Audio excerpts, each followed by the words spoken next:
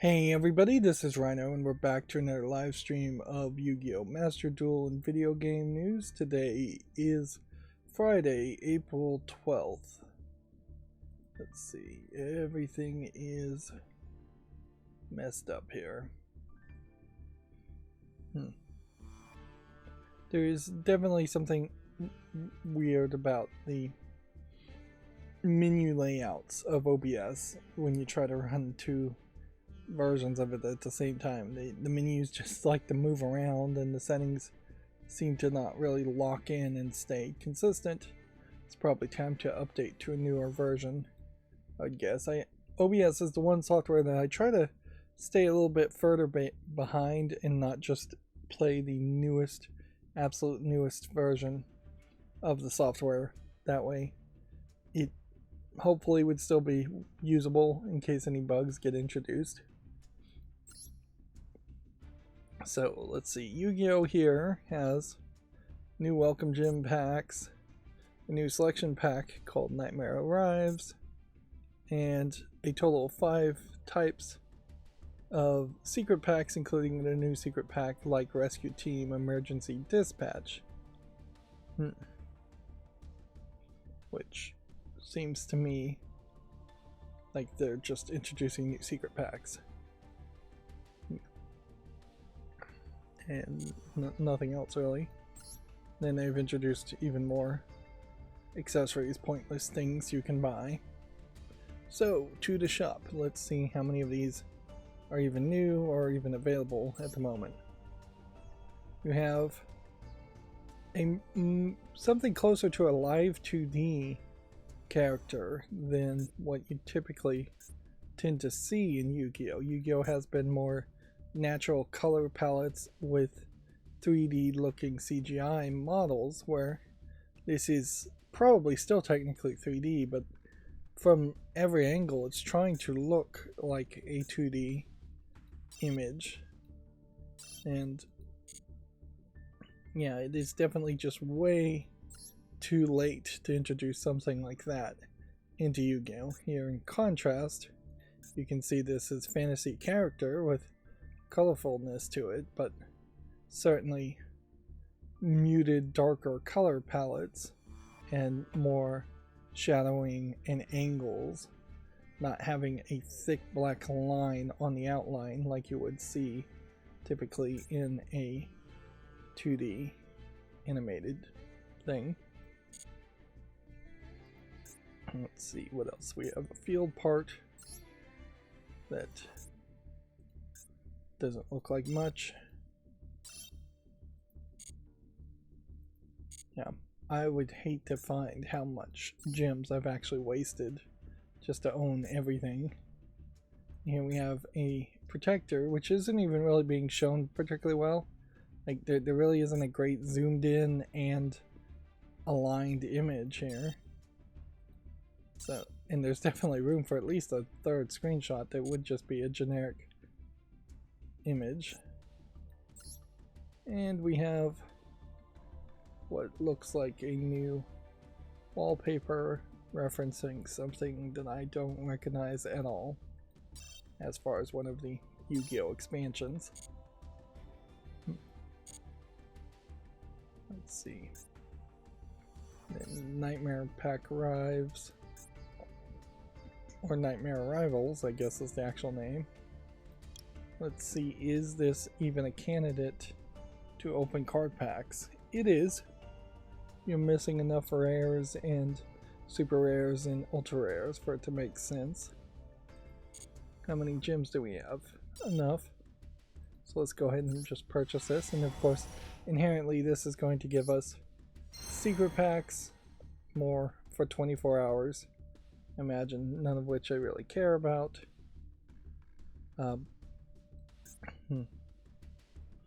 And I would assume that it's not even really worth your time to come back and look at this a second time, because while we are mostly full with the normals and rares, there's still an argument to make at least another 10-pack purchase.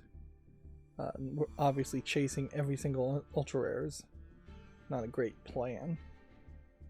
And a significant amount of all of these cards, regardless of what new secret pack they make or new cards they add to old secret packs, are going to end up having way more than 3 copies, most of which cannot dissolve into crafting points, which just has severely undercut the level of importance of the crafting game mechanic in this game. They basically don't want you to be able to craft cards in this game because they so underemphasize it. And see, now that feels like that's not a good candidate to open more packs, even though there are some cards that you have only 1 copy of. There's too many cards in the rares and super rares and higher levels here that you already have 1 copy of. Of course, then that gives you the secret packs, which apparently this is new, so I have a 1 pack free pool, either because I just found it or because of them just giving everybody a 1 pack free pool.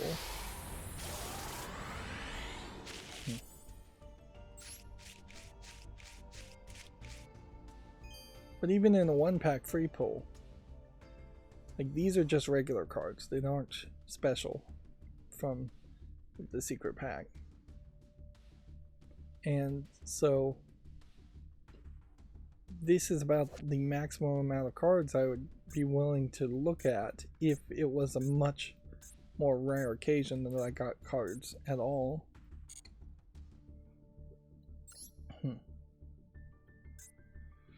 I almost would like to see a reboot of Yu-Gi-Oh!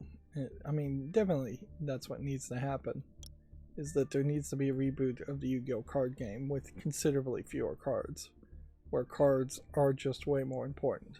Memento Mori, the mobile game I'm playing, does put an interesting perspective on that, in that it really is about only 36 collectible characters in Memento Mori a year and a half into the game existing. And so when you do pull characters, you're just getting a lot of copies of the same characters to feed into each other, whereas Yu-Gi-Oh! Has no aspect digitally to do that, really, except for maybe you could turn cards into crafting points and then use the crafting points to then craft something different, but that only really would work. And still, if there was considerably fewer cards, there's just too much trash. Same problem with Yu-Gi-Oh! Too. I mean, Magic the Gathering Arena is what I meant to say there. It definitely would make a lot of sense for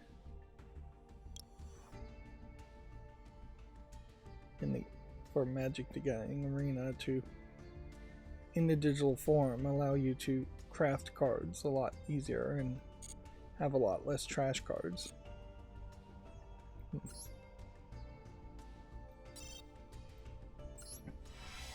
I really have to ask, what is the point here of having 3 selection packs or secret packs introduced at the exact same time, when there's just been such a long drought of secret packs otherwise?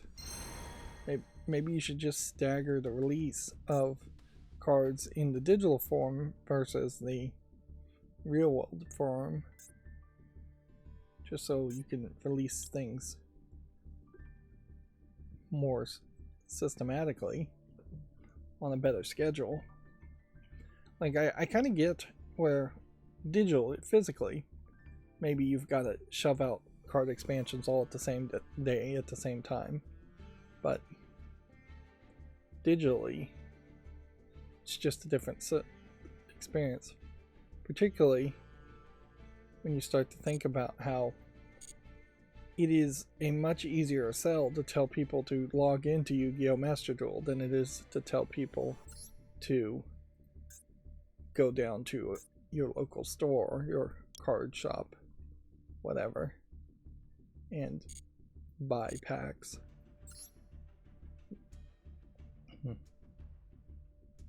I seriously doubt Yu-Gi-Oh! Really cares to maintain or help the comic book shops, the card shops, anymore, if they ever did. Inherently, that is the problem with running a card shop or a comic book shop, those kinds of shops, is that almost every big player in those industries is only trying to exploit the shop owner. They definitely aren't really helping the shop owners much. Which, yeah. That's a problem. Wow, I have like...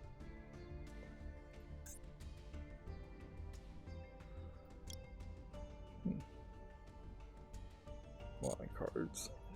I may not be really looking at these correctly. Anyways, well, that's it for card pack opening for a while. We need to earn some more gold, more diamonds, whatever, to purchase more cards later. And unfortunately, that's just where it always goes. I guess I could have gone into the deck and seen what that would have given me for crafting points. It wouldn't have really changed much, but at no point do I feel like I want to spend the extra time to try and find a deck and build a deck with new cards. I didn't even look at the cards, so how can I be excited or know what new technique would happen with the cards? That is perhaps in part a personal problem of mine, because when I'm playing most games, once I get a team, I just want to keep that team. And so I would like to see more games accommodate that and just say, you know what, you found your favorites early, stick with it. Maybe every now and then you'll change things. Marvel Snap very much tried to force people with daily quests to change into completely different decks, and perhaps that's better for the education of the player in the long run, but also it's just kind of annoying. I think that happens fairly often even in the real world of card games too. Like, you're only going to have so many physical cards. You can only build so many decks. You can only break down one deck to build another deck.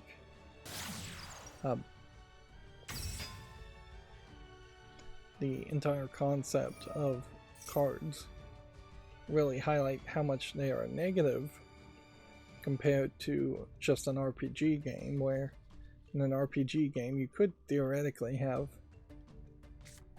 entire harems of characters that would be on your team.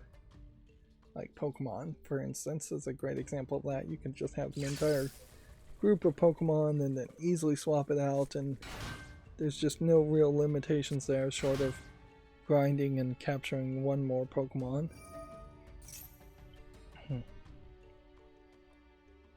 I suppose the early generations of Pokemon had like a maximum number of Pokemon you could have in your Pokebox, but that's about it.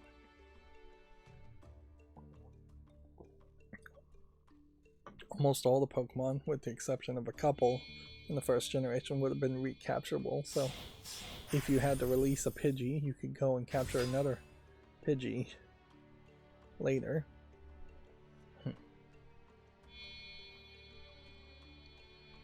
I definitely don't feel like this live 2D feeling image of a character makes sense in Yu-Gi-Oh! Yu-Gi-Oh's just too old to have that anime color palette and that aesthetic.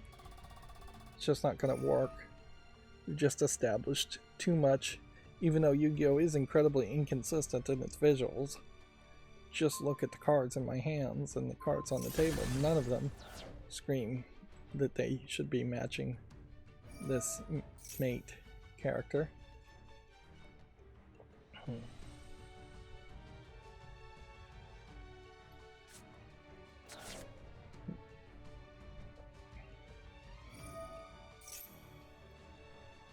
So, okay, for the catch-up section, yesterday I spent some extra time actually working on the entombing script program for Linux, KDE Linux, so that particularly on the Steam Deck, which is where my motivation is coming from, you would be able to uninstall programs while still leaving an icon that would then reinstall programs so that they would be, you could remember that they existed and suggest to people if you were going to make your own build of SteamOS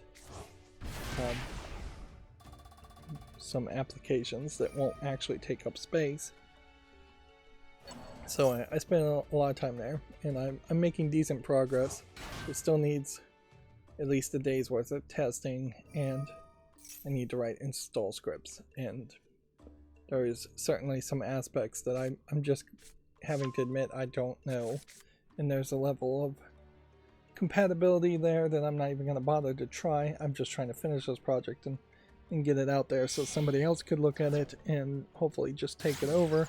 This was a project certainly that I just had hoped I could make a feature request and have somebody else be ambitious and build it, but no such luck. I did find that there's a GitHub page for SteamOS, and I feel like maybe feature requests being put there will get better reception than putting feature requests into the chat of Steam itself, which seems to be pretty much a dead zone, just full of other people requesting other things, and it doesn't seem like there's any actual employee at Valve potentially even reading the feature requests, at least not responding to it, which that's not helpful.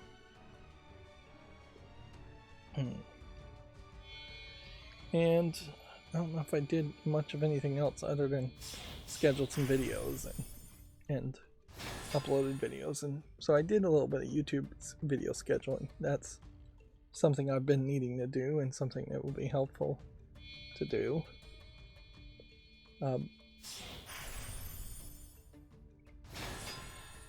But that's pretty much it. I'm still watching a lot of Cracking the Cryptic, and Sudoku Sleuth now is a new Sudoku channel that I've started watching, and YouTube even recommended a third channel, but in fairness to that, well, in criticism of that third channel, the Sudoku solver on that one spent a massive amount of time at the beginning promoting himself and just making a terrible experience right at the front of it before he even started to solve the Sudoku.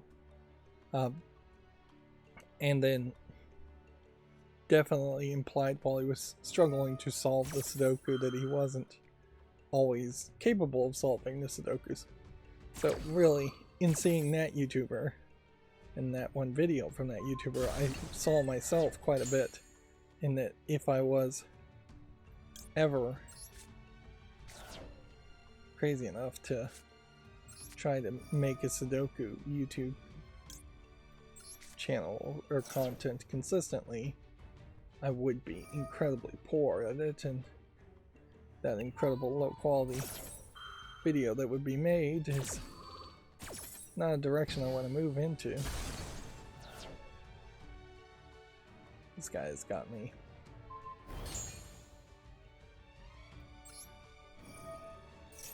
The best I can hope for would be to maybe get something that's going with this card. I don't even know if I can activate this ability a second time. Nope, I can't, so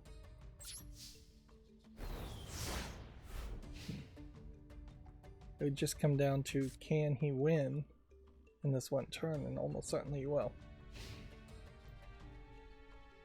So at a random level, I was reminded of the PlayStation accessibility controller, and before I get to that, I wanted to talk about the Microsoft adaptive controller. Um, Unlike Microsoft, I think PlayStation actually is manufacturing and directly selling and releasing uh, theirs, whereas this is very much being made by a different company and sold really just through Microsoft, and it was definitely used by Microsoft as a way of getting good advertisements, and that's about it. I've never seen this quad stick for quadriplegics. Interesting. Here's a suck blow tube, but I'm not sure what these are. These look like they may be just suck blow tubes, or points where you attach a suck blow tube also. The stealth switch 30-foot pedal, so there's some other things. Inherently, what I wanted to point out here is that there's been no update on these announcements or stories. We've gotten, as far as I can tell, nobody has actually bit and used this equipment to enough that they could sing their praises. You would think that there would be a charity event every year, and in that charity event you would be giving away a lot of these to people who are disabled, and you would be getting a lot of feedback. Now, inherently it is a case that every single person's disability is going to be extremely different, and Microsoft's concept on that was to basically sell you an $100 device that really wouldn't work on its own, which is way too expensive, and the price hasn't gone down. Because, yeah, unless you're emulating just NES games, one giant button and a D-pad is not going to be good enough. And so applying a USB joystick on either side, or just having a accessible extra button connected to something, for $100 you basically need $50 worth of credit to buy each of the accessories. And inherently, I think that most gamers, or most people trying to game, are going to end up just having custom built things like this, and all the Xbox interface for $100 is doing is acting as an interface that maybe you don't even really need. Maybe you could spend about $10 on an ESP232 chip that would read the inputs and outputs, and then be a USB hardware device. And honestly, it's probably the better way that they should do this is that they should come back with a slim version of this that just gets rid of the big buttons and makes it just a tiny little dock port like that. And for each of the connectors, perhaps you sell expansion boards that would connect to it to give you more inputs and outputs if you need it.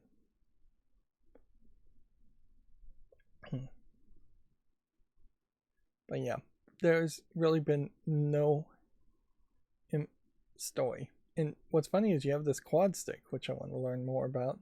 I've never even heard of this one. And so inherently, this is starting from $550. Look at the price, and it's obviously parts of this have been 3D printed.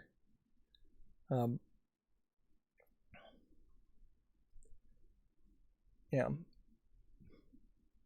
Inherently, it really is just a case where companies are using these types of devices to get, yeah, it's not really saying too much here, that to get free press and to appear like they care about people. This is a completely different website than Microsoft. Also, this joystick is a Logitech joystick. A lot of these are Logitech things. This I don't think is from Microsoft either. could look at all Xbox adaptive controller accessories and see how long the list even is. 15 accessories, each one being overpriced by kind of a lot. $40 for a joystick isn't terrible, but $95 for a micro light switch, $75 for a single button. You are paying way more of a premium than most disability equipment goes. $310 for this joystick, $20 for this. Even that might be a little overpriced. Yeah. So it's no surprise nobody went with this or used this, and why we're not getting any positive feedback from it. Now, as the next thought, what I was thinking about was the PlayStation version, which it has come out, and surprisingly, I was kind of surprised that it has come out, because there was not even as much fanfare for the PlayStation version than there was for the Microsoft version. So much so that I honestly believed it was still just being advertised and in development. Now, overall, I don't know if there's any accessories that the PlayStation version has to sell. Theoretically, there would be the exact same accessories using the exact same mini stereo jack to connect to them, but you can see they are just blue silhouettes right now. Overall, I like the visual design of the PlayStation accessibility in the abstract, but without anybody being disabled actually reviewing it and playing it, it's uncertain how good of a design it really is. Now, I am seeing now on the page that they're showing off like packaging and how it would be received, whereas they were not really showing a lot of information when it first came out. And certainly at a certain level, I have to admit, yes, you can't make a lot of sales around selling accessibility devices, and it still has same old problems. This accomplishes a lot more, I think, though, by having like one big button in the middle and then a multitude of buttons around the edge and a joystick built in instead of just a D-pad. Let's see if this video looks interesting enough to actually watch. This is probably something we've already seen, but inherently, you know, it is just an also-ran product that was trying to copy Microsoft. And I think Sony probably did do it better, and I think it still didn't really matter. See, that's a really cool idea, that you can change the keycap on the analog stick to be an analog stick or a joystick, arcade joystick. You can remap all the buttons, but you have the buttons built in. You can label all of the buttons with one or two inputs. You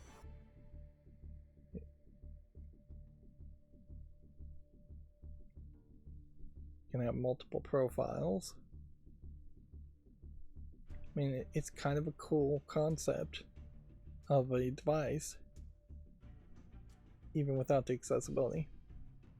One thing I will say is also it is nice that it has multiple points which you can attach it, so you can actually attach it to a wheelchair instead of just having it on a table. And that's something I'd like to see in the Steam Deck too, is that there is a thought there, certainly, that you could attach a Steam Deck to a wheelchair, and maybe that would be a useful computer / gaming console for people with disabilities.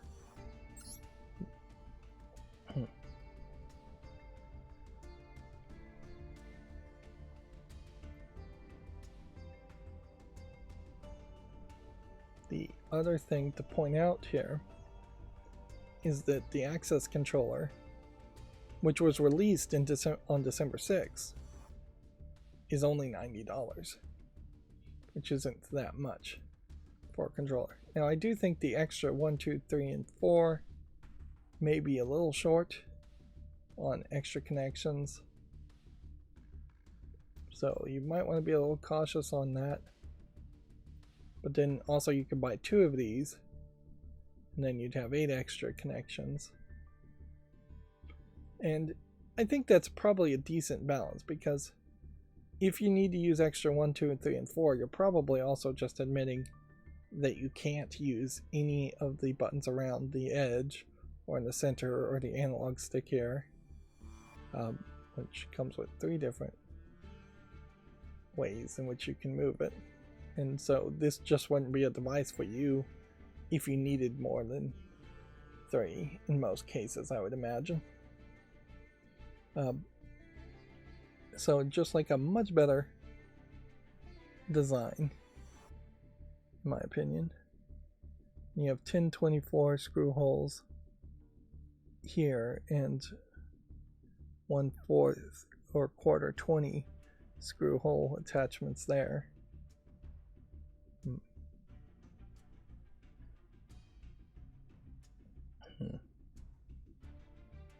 But yeah, literally no advertisement. Perhaps the warranty is a problem, and apparently you can just buy now, pay later on Sony's website, which is weird, but whatever.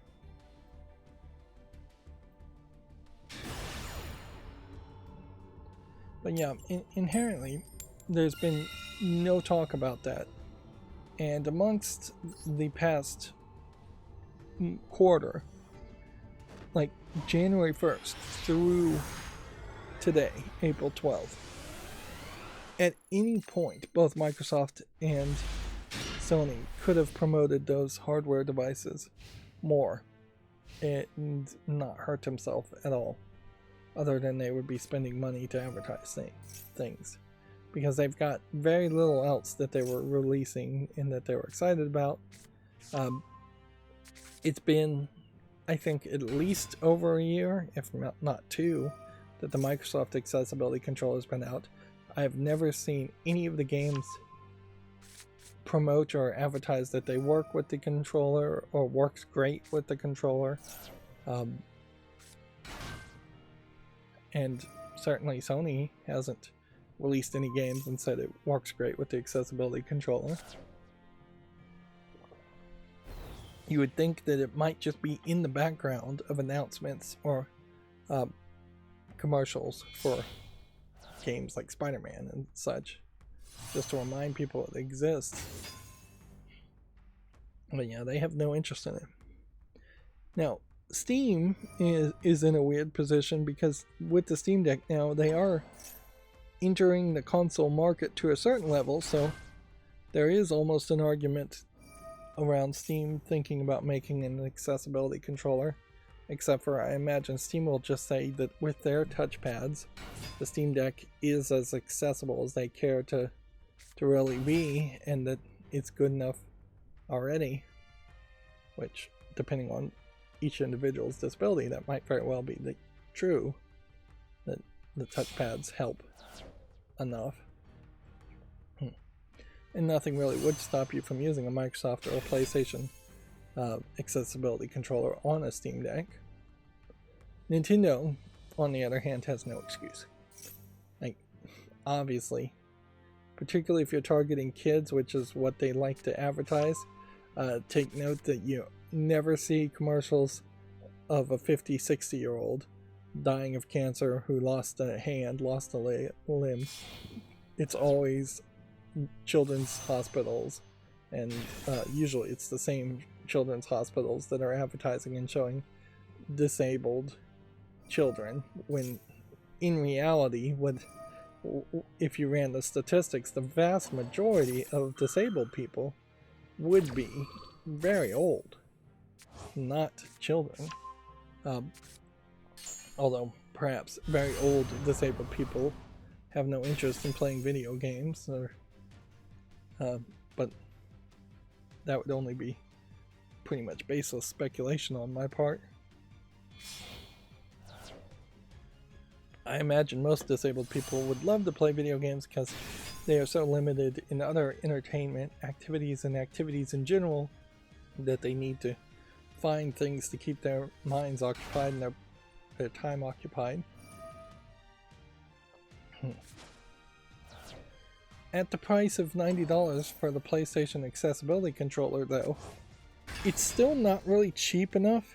Like, even controllers for PlayStation and Xbox are too expensive, but it's not really cheap enough for what would be the most common scenario, which is a kid falls down and breaks an arm, breaks a wrist, breaks a hand. It's not something that serious. They will recover in a few months, but they're in a cast right now and they would like to play video games. At that point, it almost feels like there needs to be a rental system that would exist for accessibility controllers, and some kind of health insurance scheme, which almost certainly, if it was a health insurance scheme, it would come out of the pockets of everybody else who's poor. But yeah, it's just not reasonable for a kid to break their arm or hand or limbs that they would use to play video games with temporarily, and then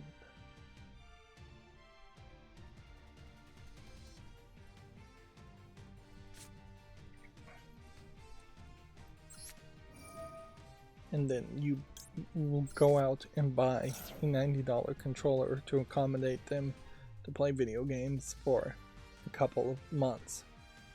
If anything, that's probably a decent business opportunity, that to just have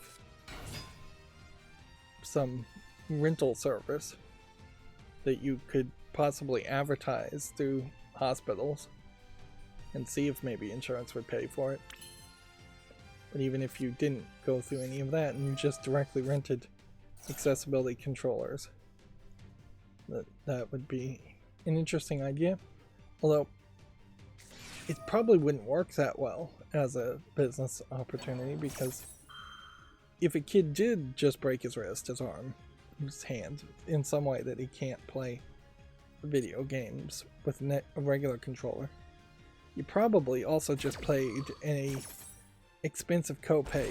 Let's just assume at minimum $500 to get the kid in a cast, go to the hospital, get the bone set, things like that. At least, ideally, that would be the minimum of what you would do.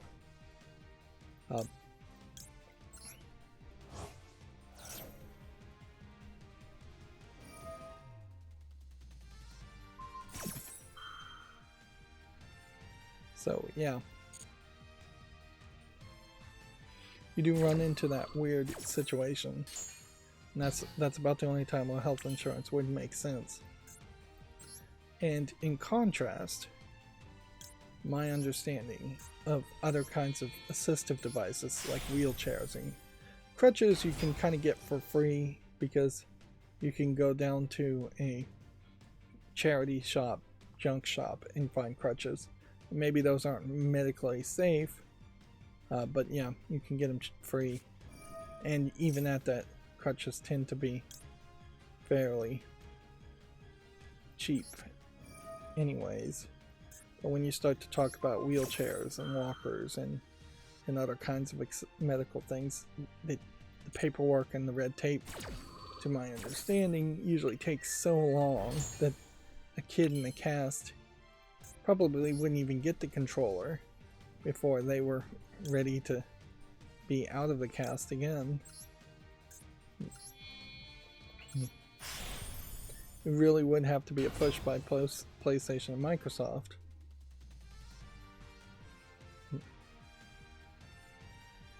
And the charity that makes game stations for hospitals, they are only doing so much, obviously. They're they certainly aren't targeting adults.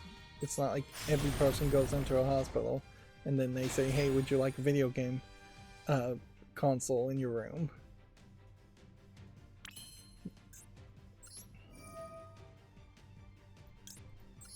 They may be doing that for kids, but that'd be about it.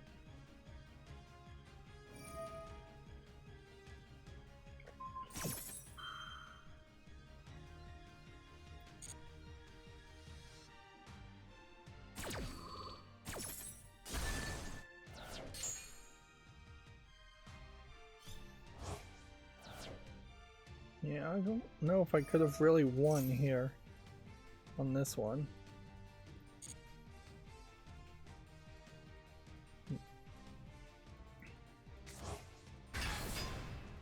So anyways, that's kind of what I've got to thinking about yesterday.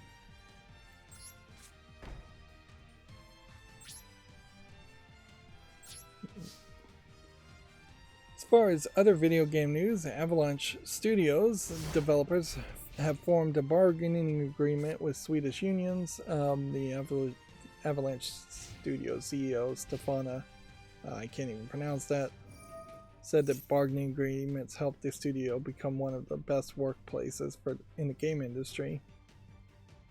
Yeah, I am not informed at all as far as what the state of unions are in Sweden, whether they are fairly powerful or not. So I can't comment really any further than that. Formation of a bargaining agreement is always the first step to getting a proper contract with proper terms as far as pay and compensation and things like healthcare and retirements and pensions and things like that.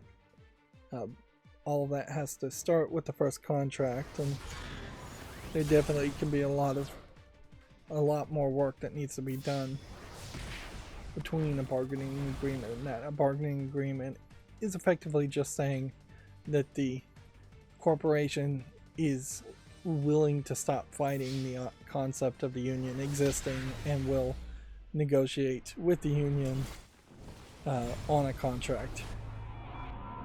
And negotiation on that first contract or on subsequent contracts are almost always where the conflicts and the strikes start to happen.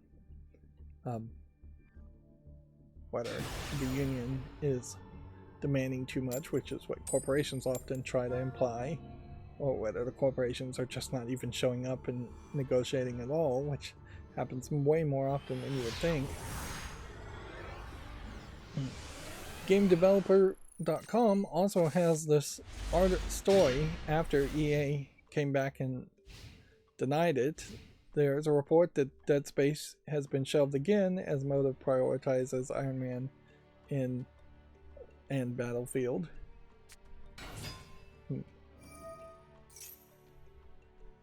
Let's see.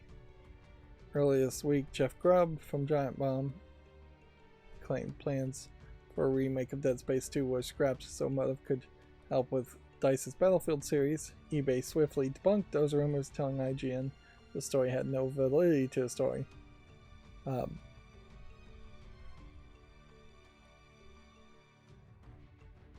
So, yeah. After summer 2023, the Dead Space team moved on to new projects. Yeah, I don't know what effectively new information their GameDeveloper.com is leaning on here, other than there's a Bloomberg report now.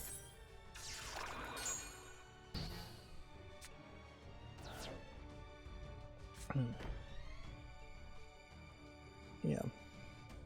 Seems like they're heavily bearing all their information on this link to a Bloomberg report, and perhaps there's just a shift here where the EA Motive is just not the company that's not the division that's actually working on a Dead Space 2 remake, and so maybe it actually hasn't been shelved.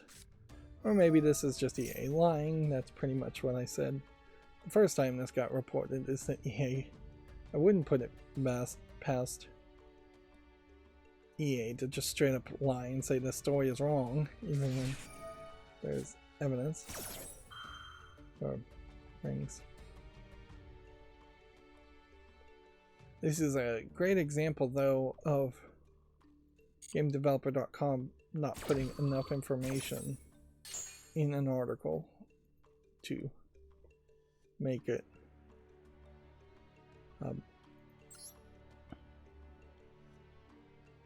actually worth reading. Here we have a Bloomberg article from Jason Schreier, who also is, I think, pretty much a great friend of Jeff Grubb, although Jason Schreier is also the one person that breaks rumors in the video game industry that has a level of credibility in my book, and that barely, I would say, even at that. Yeah. Bloomberg is about the only real news site that can afford to pay somebody to actually do the actual real news work that Jason Schreier often does.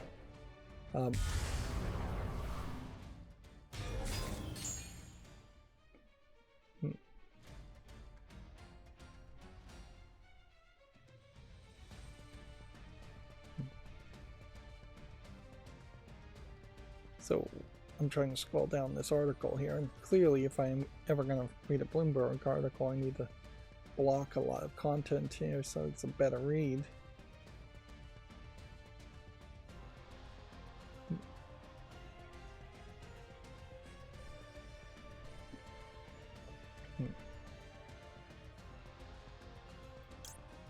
I have to admit, though, it's a little unfair to have people just come back and ignore EA's own comments just to double down on speculation and rumors.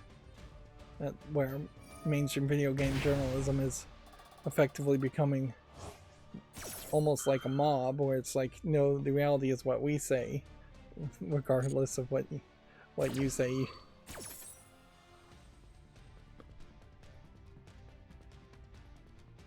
Yeah, there's kind of nothing in this article that actually implies that it actually is, that any new information here is. If anything, it feels like this article is reporting on what Jeff Grubb said.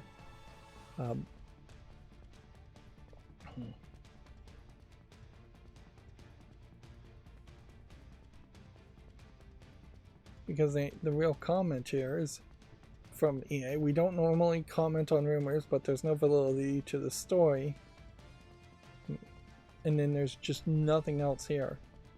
Other than maybe Motive has said that it's working on 2 other games, which maybe means they are not working on Dead Space 2, but somebody else is. So, yeah. Inherently, this is a problem with mainstream video game journalism and turns me off from following them anymore. It's just that it has become such a hyper-reactionary, we're right always, we'll double down on reporting the same things even if we're proven wrong over and over again, that they just can't really be called journalists at this point. They have no journalistic integrity, and I feel like this is exactly an example of this, where Jason Schreier is just reporting on somebody else's reports, which is standard for mainstream video game journalists, even though it's still not very integral, because, or whatever, how you'd say that, it's not very good journalism because they never actually fact check anybody else who is reporting anything. So if Jeff Grubb makes up a rumor, which I'm pretty sure he's made up at least one rumor in his career, other people just report on it without getting it independently confirmed, or they're getting it confirmed by people who they should know better as far as them being liars or untrustworthy sources.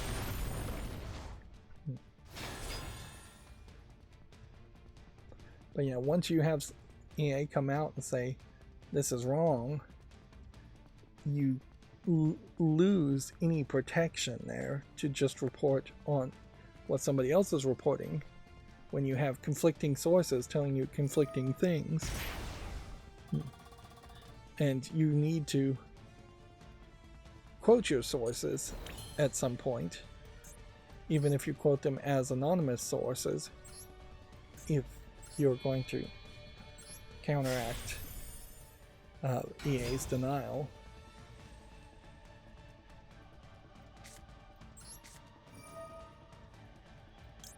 Again, I think we're moving into a new meta on Yu-Gi-Oh! Where I'm not sure that my deck is going to be able to survive.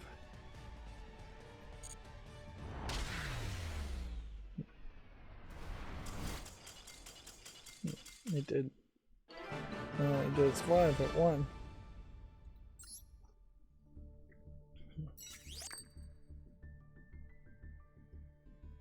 Yeah, unless I'm just misreading this article completely. This seems like Jason Schreier's just reporting what Jeff Grubb said without having any sources of his own. And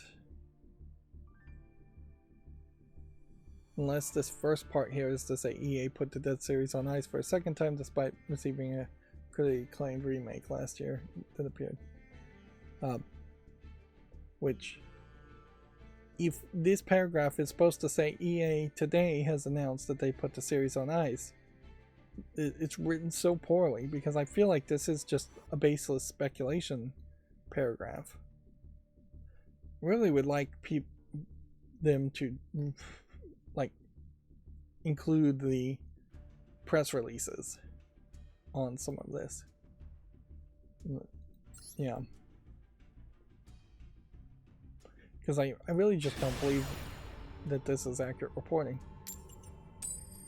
At the very least, I can say Jason Schreier's and Bloomberg's article is saying something different, whereas GameDeveloper.com is doing really a game of telephone by reporting on what Jeff Grubb said and now reporting on what Bloomberg said. And inherently, that is the problem with video game journalism overall. For other GameDeveloper.com articles, which are mostly just going through all of them now at the beginning of the stream, I probably was always going through most of them anyways. Epic execs say that IP holders don't really care about Fortnite, but they want the ecosystem. Effectively talking to start off with here with Lego and Disney, Marvel, and everything Disney owns, wanting to be in the Fortnite ecosystem of perhaps getting more money back from V-Bucks sales and having a somewhat large locked-in audience of kids, Fortnite players. Don't think there's anything more to this article I care to really mention, though.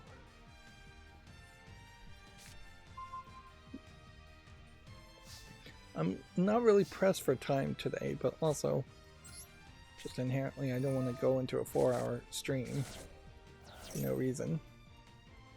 I did go back to Twitch and listen to the video and check that audio actually was playing on the last stream, which inherently I went back and deleted all previous streams that did not have audio on Twitch. So I am starting over from scratch, but at the very least I am starting over at a better point. I am consistently, it seems, at 800 subscribers on YouTube, which is nice. Still 200 short of even beginning to think about being monetized. I would love to see it all snowball as an experience, but I don't think that really is going to happen.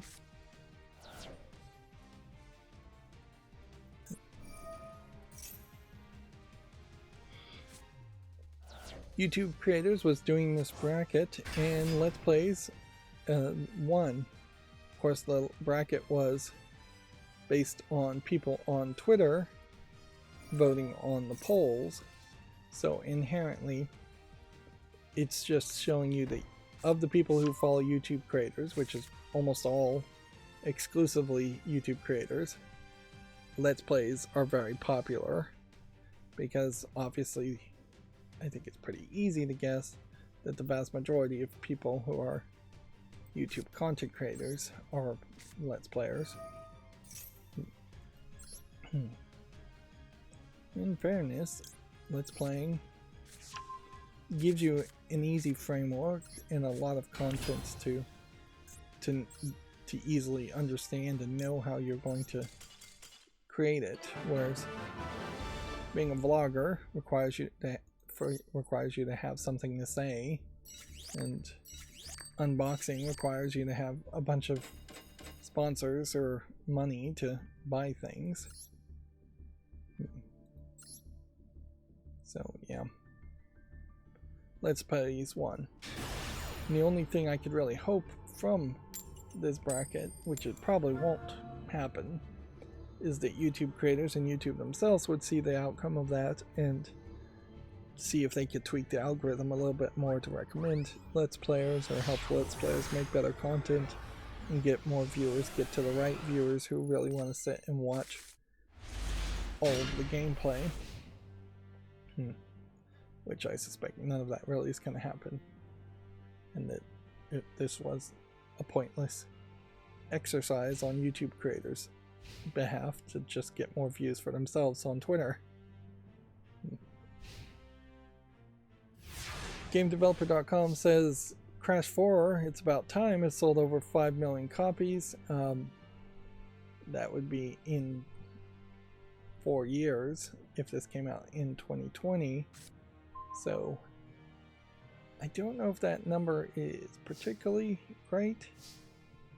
I think Crash 4 is actually on PC, but I don't think it's on Nintendo Switch or Xbox, so it may have been fairly limited because of those reasons.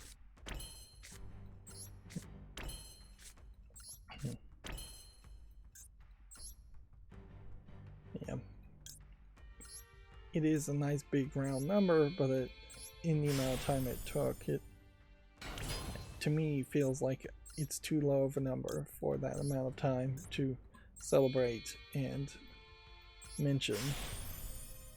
And inherently it may have just been mentioned in some shareholders meeting, and it may just be GameDeveloper.com making a bigger deal about it compared to, say, just having a press release announcement.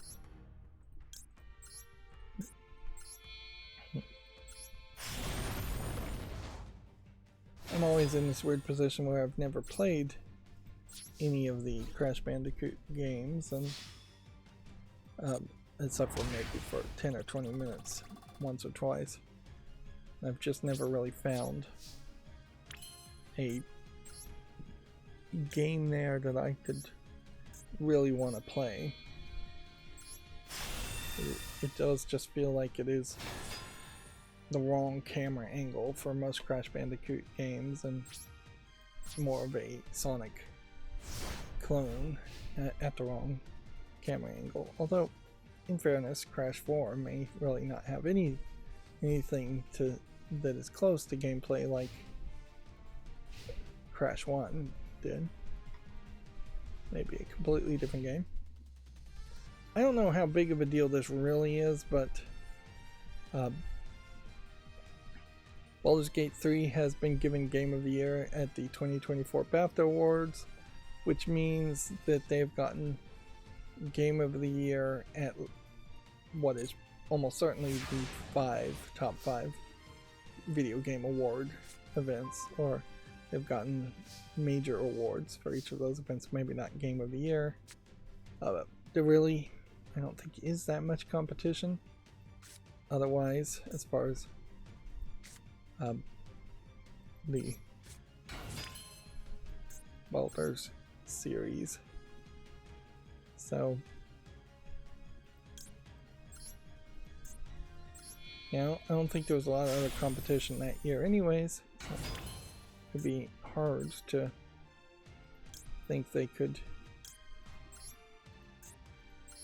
have given these awards to anybody else.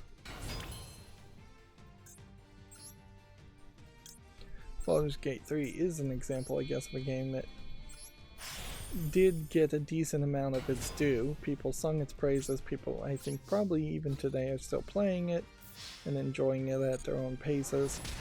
It was talked about for many weeks as a big hyped up game.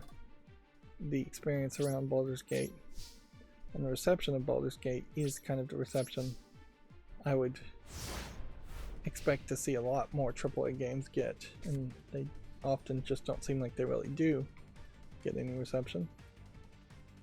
The distributed studio, maybe distributed is the name of a game, Possibility Space, has abruptly been shut down by Britannia Media. I don't recognize any of these words at all.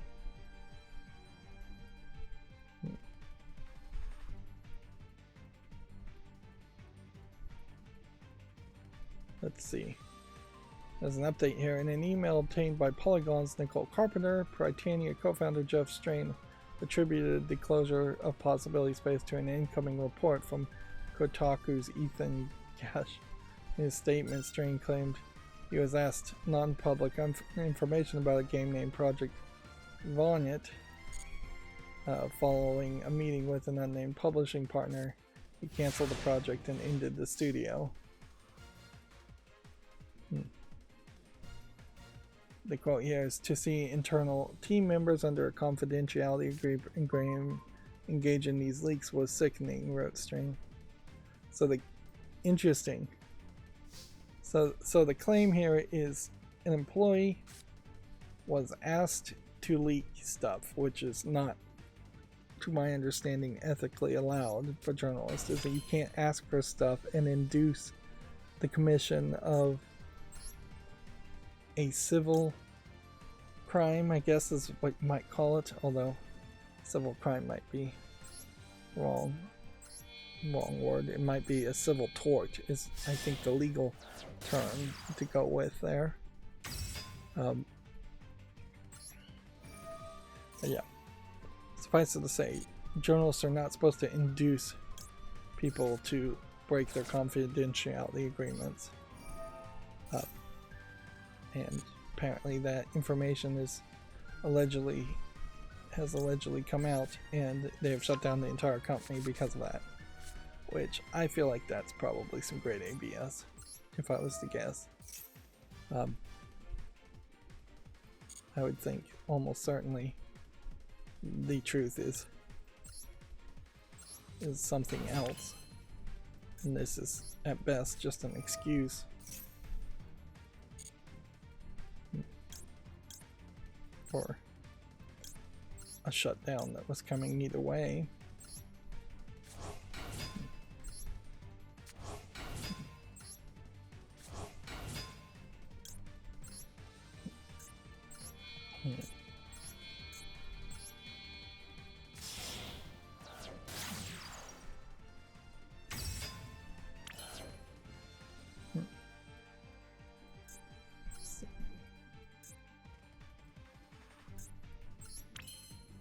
Okay.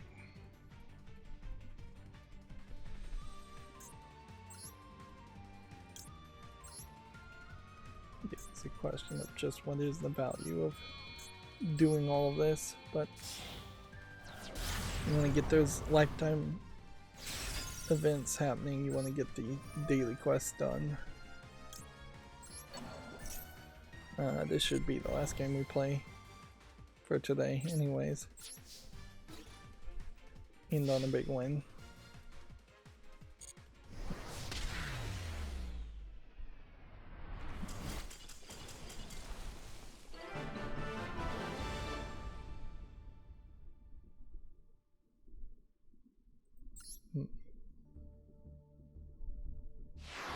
So we rank up to gold tier 1, that's a good level of success.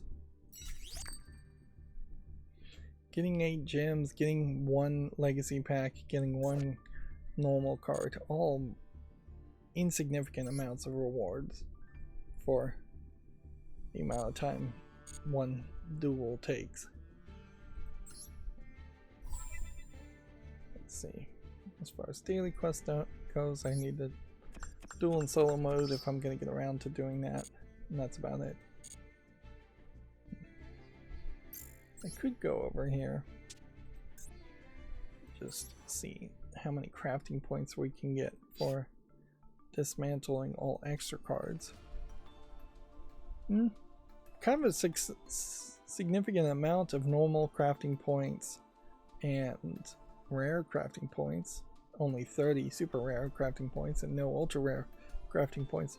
Inherently, I still would only be enthusiastic of if they introduced a system where I could convert, say, 10 normal crafting points into 1 rare crafting point, and then 10 rares into 1 super rare, and then 10 super rares into 1 ultra rare. Which that would be terrible conversion, certainly, but it's really what you need. I am probably at a point where I could craft 3 copies of every normal card in the game and just have a complete collection of all the normal cards. It would just take too much time and not be that rewarding to do it. So the points just don't matter on normal. Rares, probably can't craft every rare, certainly can't craft every super rare, certainly can't craft more than even a couple ultra rares, which, yeah, they're with the super rares and ultra rare currencies there really isn't enough there to even build a single deck from scratch if you wanted to. The story continues. It says the report, it should be noted, is not published at the time of writing. Further, Strain's behavior is similar to that of his wife Annie, who made a preemptive statement on Gash's report last week. Let's see. Strain ended his statement by revealing he was stepping away from games to focus on his family and care for Annie. So, like, I just don't know any of these companies, but apparently the studio was formed mid-2021 with several prominent names behind it, including Waypoint Media's Austin Walker. He was at Giant Bomb for a brief time, and Ubisoft alum Liz England. So it seems like not all was perfect in paradise there. What I'd like to know more about it was this game distributed. I've never heard of it.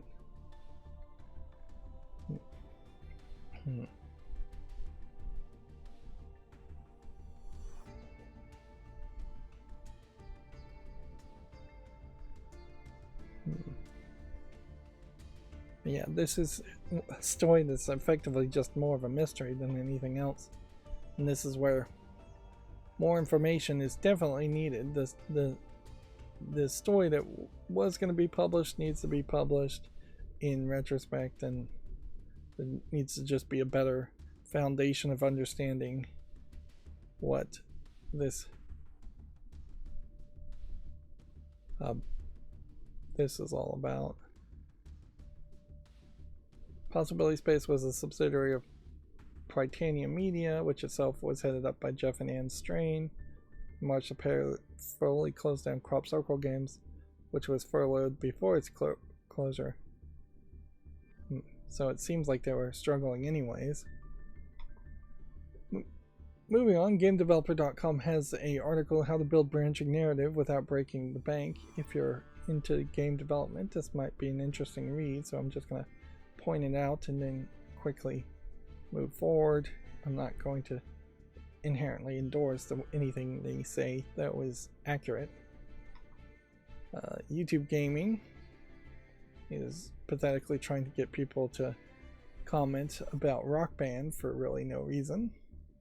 And then they're promoting another YouTuber I have no idea about, who's apparently been on YouTube for 14 years, which honestly means about nothing. Let's see. It is somewhat questionable whether YouTube Gaming has ever posted anything of helpfulness or of usefulness or of any value really at all, or if it isn't just a pointless Twitter page that very possibly should be reorganized.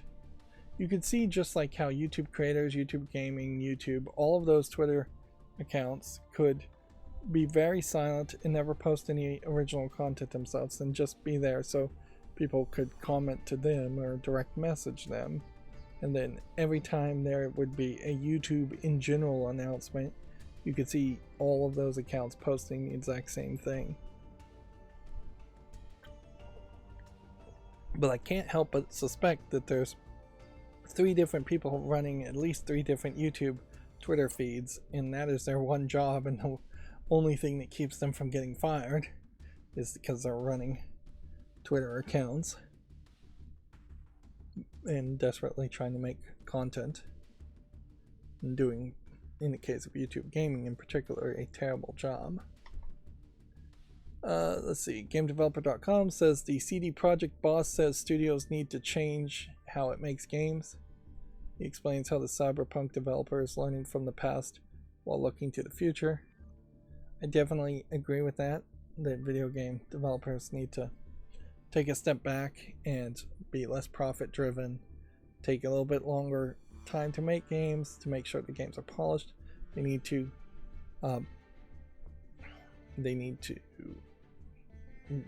diversify the gameplay mechanics and styles and visuals and approaches, so every game doesn't just feel the same or look the same. They need to quit following the leader and copying each other. And yeah, they need more creatives in charge, I think, and less just money managers in charge. Inherently, though, I also think it's easy for CD Projekt Red to throw out those statements without really admitting that they themselves have done a kind of poor job.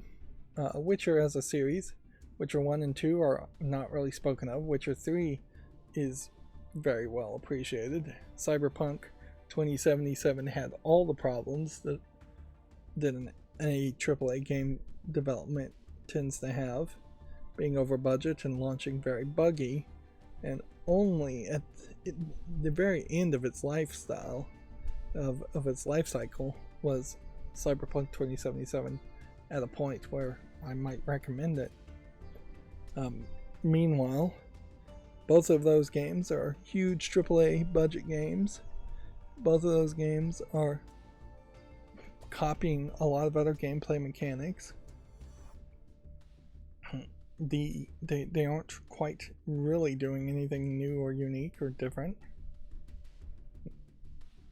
So if the lessons and the change that I think should be made actually was made by CD Projekt Red, I would expect them to come out with something closer to Minecraft than Witcher 3 or Cyberpunk 2077. And that's not really what they're going to do. They're going to make Witcher 4, which is going to feel very similar to Witcher 3, I'm sure. And then they may try to make another Cyberpunk, which will be very similar to Cyberpunk 2077. So they can talk the talk, I just don't believe that they really can walk the walk there. GameDeveloper.com says Square Enix hopes to develop Final Fantasy VII Remake Part 3 in about 3 years. The main story has been completed and the voice recording could start soon. It's believable that that would be doable, considering there's unlikely a lot of new programming that has to happen in Part 3. The gameplay mechanics and a lot of the models and a lot of the enemies you're going to fight are already set in stone from part 1 and part 2. So, yeah, 3 is not that crazy. But in reality, they probably shouldn't be saying 3 years, they should be saying 5 years, and then buying themselves some time when they release it 2 years early. Although inherently, the best way they could have made a Square Enix Final Fantasy VII Remake trilogy would have been to secretly make the game for over the course of 10 to 15 years, and then surprise release the game, part 1, and then announce part 2 and part 3 on that surprise release of part 1, and have them staggered by maybe a year at most in the release time. Inherently, the way they're doing this is cannibalizing, I think, the attention from future Final Fantasy games. People are less likely to play Final Fantasy 17 or 18 or 16 now because they're focused on waiting for Final Fantasy 7 remakes. Let's see. EA also reportedly has cut the Apex Legends UK-based Q&A team. 50 contract workers have allegedly been let go. This is from GameDeveloper.com. Very believable. Although it's just a QA team, so you really can't take too much from that. Let's see. Gamatsu has Stellar Blade Developer Diary Episode 1 The Journey.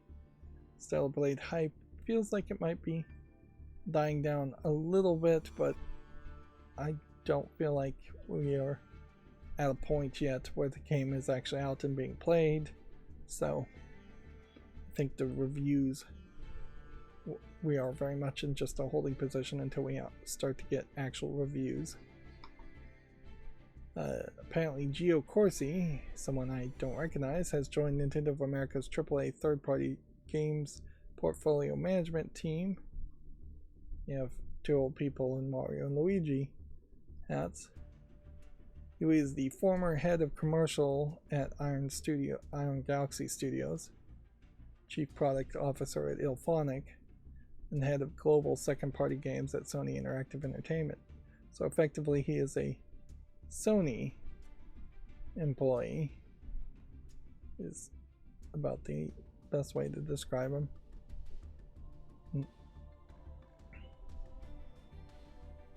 Which, yeah, we'll see how that is. Now they say Nintendo's AAA third-party portfolio management crew, without naming whether that is Disney Treehouse or if there's a different name for that management team.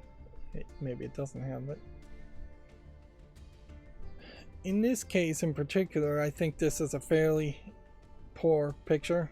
Like, you got a pretty old guy in the foreground here that really should probably just be in a suit and tie with the cameras zoomed several feet further back so you can hide wrinkles and things like that. And this is a younger looking guy, but definitely not young enough to be wearing a Luigi hat. I don't think this is like Doug Bowser or anything either. I have no idea who this is.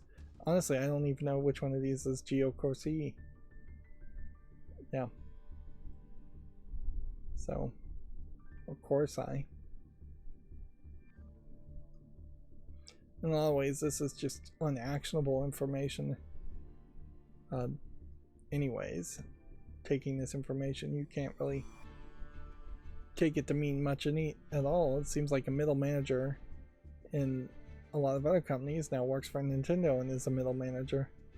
Maybe their actions will, or their presence will lead to actions later on, but pretty much impossible to forecast what will happen. GameDeveloper.com has this headline: Stellar Blade fans have been asked to go easy on its demo, which is almost twice as popular as Final Fantasy VII Rebirth. I wonder if this was a joking statement that is being taken perhaps too literal by GameDeveloper.com, or possibly a completely fake statement that was never actually said by anybody at Shift Up.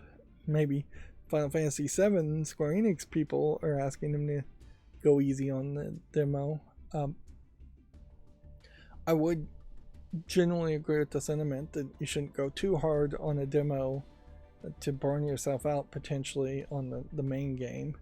I doubt Stellar Blade is going to be that long of a game anyway, so if you are just perfect at playing it from the beginning, you may just finish a game in 4 hours, but you probably won't want to do that. Although, it definitely feels like Stellar Blade is one of those games that's being designed so you can play it multiple times. The skin suit reducing your defense obviously screams that for a lot of players, if they're going to play the game a second time, they're going to wear the skin suit and become really perfect at it. Weirdly, that's something that Nier Automata, being a longer game, never really got to enjoy. That there really isn't a lot of argument, or I never saw anybody trying to play Nier Automata perfectly with like no hit clears or anything like that. But Nier Automata's replay value came from its different endings. According to GameDeveloper.com, it was shift up. This may be a case where maybe Shift Up doesn't want to anger Square Enix, which has obviously a decent amount of influence on Sony, since Sony is the platform that Stellar Blade is being released on.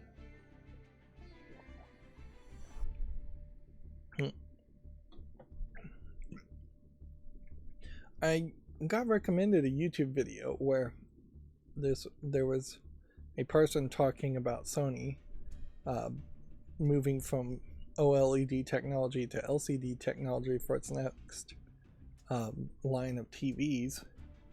And weirdly, they said that Sony was a Chinese company. And I really had to take a pause there and wonder if that was just a misspeak, because Sony is obviously a Japanese company. There's no real debate there at all. Or if it wasn't literally just yellow journalism that was being said there. Because in China, I wouldn't put it past Chinese people in China to say anything in Japan is actually just Chinese, in the same way that China calls Taiwan China Taipei. China is effectively trying to promote the idea that everything around them is and has always been part of China, and eventually they'll just try to push their border to the point where they're going to claim every part of the planet is China. So yeah, I definitely took some pause there. Speaking of China and pause, American McGee, after being fairly silent, or completely silent for months on YouTube, has come back to advertise his wife's Plushie Dreadful line, and so I'm seeing advertisements on his channel once again. Every now and then he would post something about his family, but yeah, it is certainly weird that he hasn't just locked down and privated his YouTube channel after the failure of an American McGee's Alice Madness Returns sequel. But yeah, my concern certainly there is the Plushie Dreadfuls in a major part, or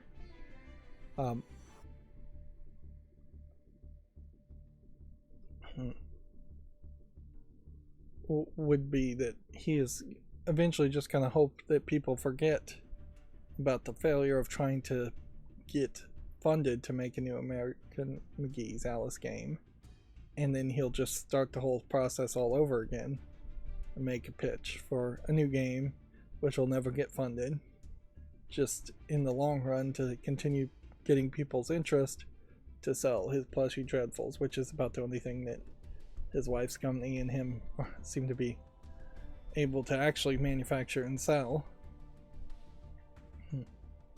But yeah, he really should have just gone private on his channel and just entered the private live. Although in to take a step back, what he really should have done is never publicly discussed the development and negotiations of a new video game. Made the video game in secret like everybody else does because publishers want it that way, and then see if he could actually get funding that way. He put all his hopes and dreams out for everybody else to see, and once they got smashed, that just became a worse situation as for American McGee, because now he's forever needs to be known as a failure as far as making games in the modern times. The quote here is, "We're so grateful that you love our game. To enjoy our main game properly, though, please go easy on the demo." Stellar Blade said 50 plus hours of demo play, ... we're scared. So they probably are being a little bit serious here, but obviously they are also just joking around, and I do feel like GameDeveloper.com is losing some of that in translation. I do feel like 50 plus hours in any demo is almost certainly too much, so I do agree with the sentiment. But you know, also inherently 50 plus hours in any demo may just mean somebody fell asleep on the pause menu in a demo. Like, I have plenty of games on Steam that have hundreds of hours where I really wasn't playing them. I just fell asleep with the game paused.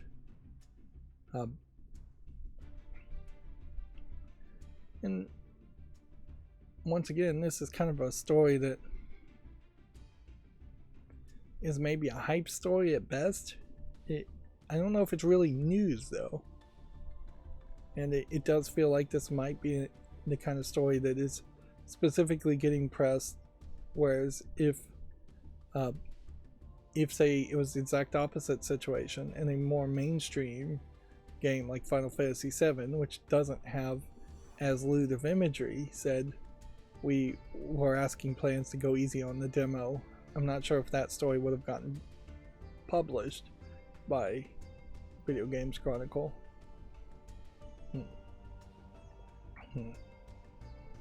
So yeah,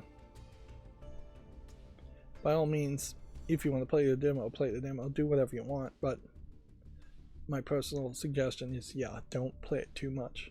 Don't become an expert at the game before it even comes out. And generally my personal recommendation is to never play demos. Even if the demo has like unique content you won't see in the main game, play the main game first, then go back and play the demo if you want more content at that point, and then maybe play the main game a second time. But usually, even if there is unique content in a prologue or a demo, which they tend to call them prologues when it has different information or different gameplay content, usually that stuff is not really quality enough that you need to play it. Magnum raids are coming to Pokemon Scarlet and Violet this weekend, according to Video Games Chronicle, which is probably not as big of news as they'd like it to be, but I figured I'd make that consider it big news. The release candidates for the Godot engine 4.1.4 and 4.2.2 release candidate 3 have come out or are coming out. So the Godot engine is trying to add some features, add some fixes. List here, perhaps not super long. The Arduino Studio has a release candidate for version 3, which would bump up support for a lot of libraries and things, I think, fairly significantly. So if version 3.0 comes out, that might be a good time to start new projects in Arduino, although might never be really a great time to make any kind of big projects in Arduino Studio, versus just using the ESP IDF if you're programming an ESP or some other IDF that would be more helpful. Although I guess if you're using an Arduino chip, using Arduino, it makes the most sense that in that case if it is a proper Arduino chip from Arduino themselves. The Fallout TV series is out now, at least a few episodes are. I haven't gotten around to watching it, but I will say I have seen a significant increase of cosplayers in the past couple days, mostly female, in the jumpsuits doing Fallout, which maybe a lot of that is being suggested or paid for by Amazon Prime. There is a Reddit subreddit called Gaming Circle Jerk where I think the general idea is that most of the people on that and everybody is supposed to be sarcastic, I think, and just circle jerk themselves around. But it gets to the front page, and any subject that is a circle jerk subreddit probably shouldn't be on the front page, because it gets harder for regular people to realize, oh, every single comment here is a troll comment, and they are just being sarcastic in their comments. At least that's my understanding of it. I might be wrong. And so there was a post that somebody made somewhere, probably sarcastically, where they showed the actress from the Fallout TV series in baggy, dirty, jumpsuits, pants, and so she kind of just has a flat butt, and it's showing, the camera's looking at it from behind, and then somebody in this picture has added CGI tight latex form-fitting buttocks imagery, and then the Gaming Circle Jerk group is making fun of the person for doing that CGI, which, yeah, the whole thing is stupid. In the case of an actual actress and an actual human being, the idea of here I fixed it with CGI is a little bit more obnoxious than potentially making a mod for a video game and a video game character who is not a real person and not inherently really supposed to represent the body shape or form of a real person. In my mind, at least, that's how I would take that. But also, I would say there's probably a slight difference between completely baggy and form-fitting when you have a camera making a photo shot that is showing the backside of a lady, almost certainly intentionally to show off her buttocks, that most women that I have heard talk about it do want their clothes to flatter their form as much as possible.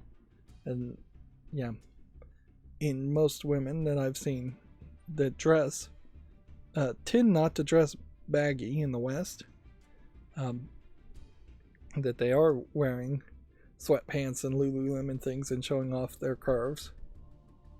So yeah, the image, in my opinion, is not great.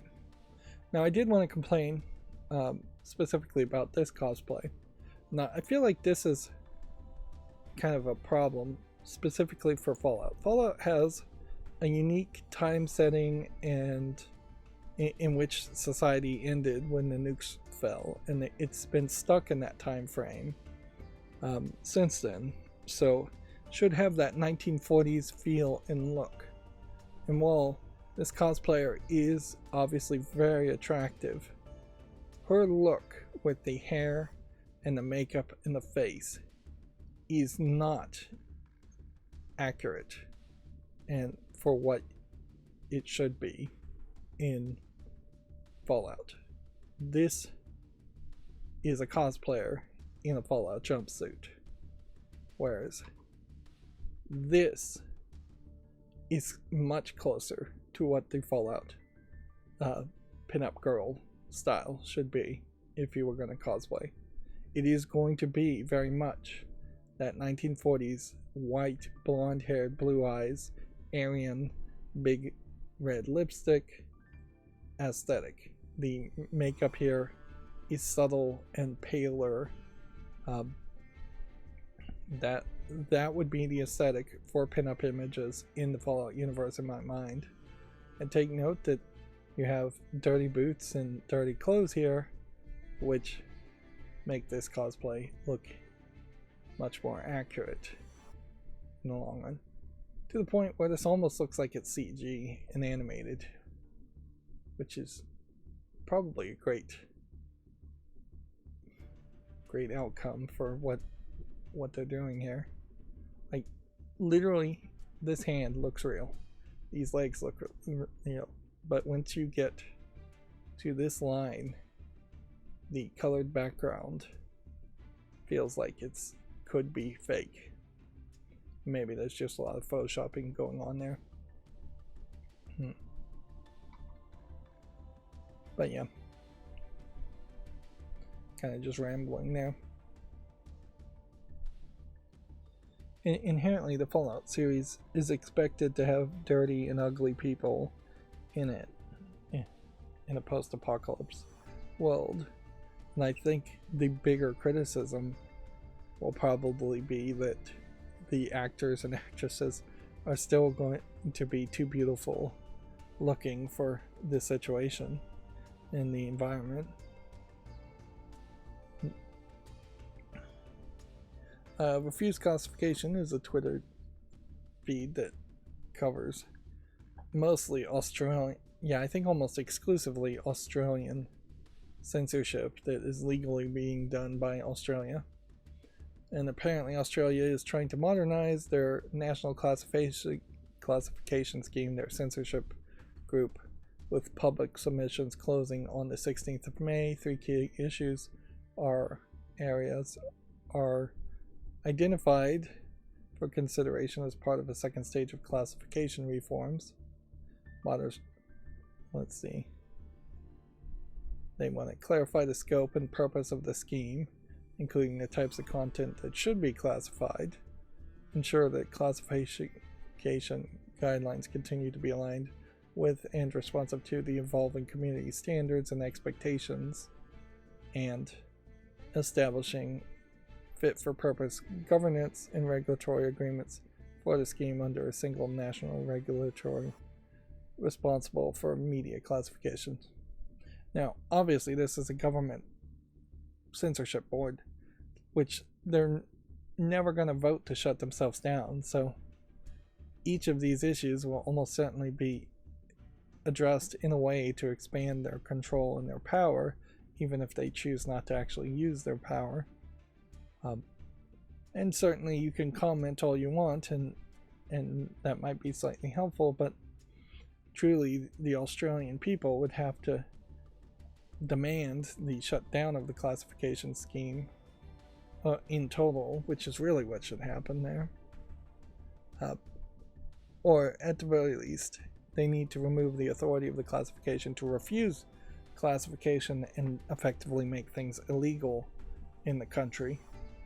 Like, NC-17 movies in the United States do not mean that you can't watch a NC-17 movie anywhere in the United States, although, you know, things are changing in the United States too as far as that goes.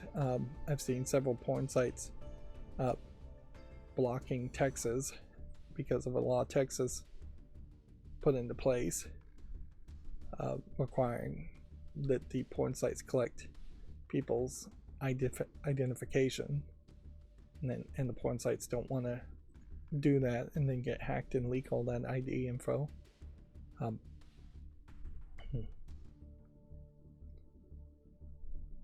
But yeah,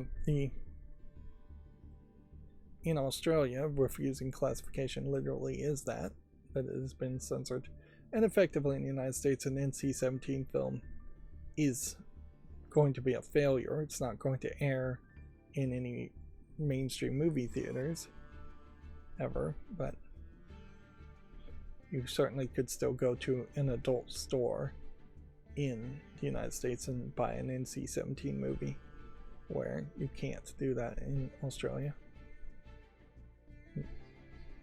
Right now it's films, books, games, and magazines, and TV.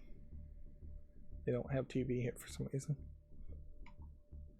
And then Fallout 4's delayed current gen upgrade is coming this month, so they seem to be a little late if they were trying to line that up with the movie TV series. And yeah, it's also coming to the Epic Game Store. Okay. Feel like I'm losing a little bit of steam here. Let's now go through all the games that came out and that we might want to make YouTube shorts on.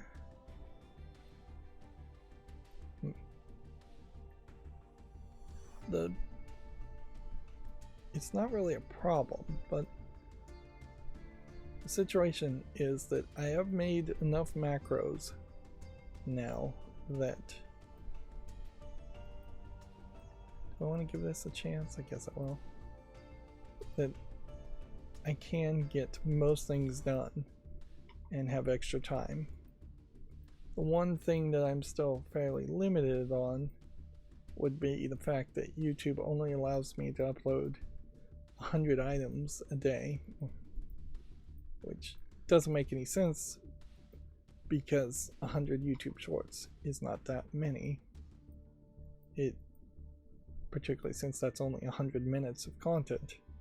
I would much prefer if they had a better system where it gave you back some uploads. Of course, that would take more calculations, and they are obviously just doing very basic calculations here. Has this person uploaded 100 things? Yes, no.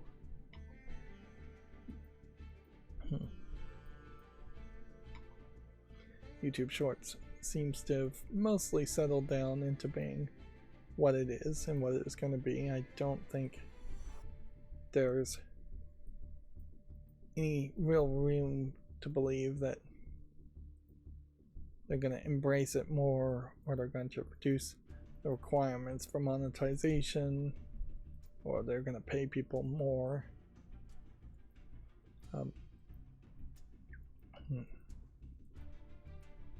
Texas border guard shooting aliens. That seems like that's intentionally trying to be somewhat controversial. At least in the title.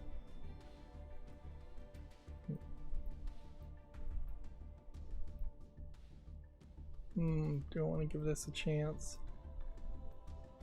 I think not.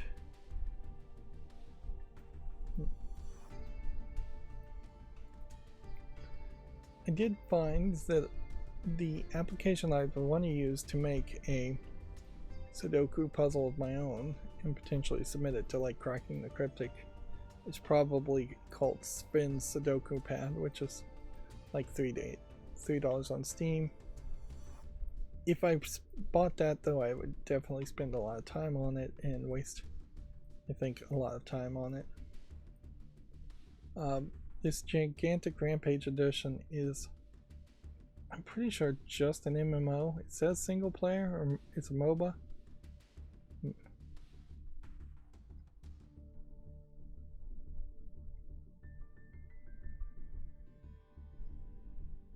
Yeah, everything here says 5 versus 5. So it is a MOBA, so I can take it off my follow list. So I'm not going to play a MOBA, particularly a second release of a failed game.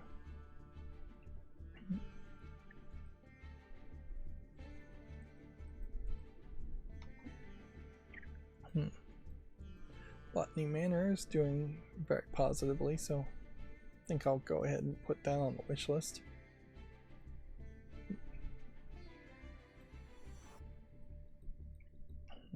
That doesn't look interesting enough. Children of the Sun. I'm gonna leave on the follow list. Still not certain about that game. And don't want to spend the time right now trying to figure out if I would be certain about that game. Bound might be something. Political Punch Arena. Yeah, another political game.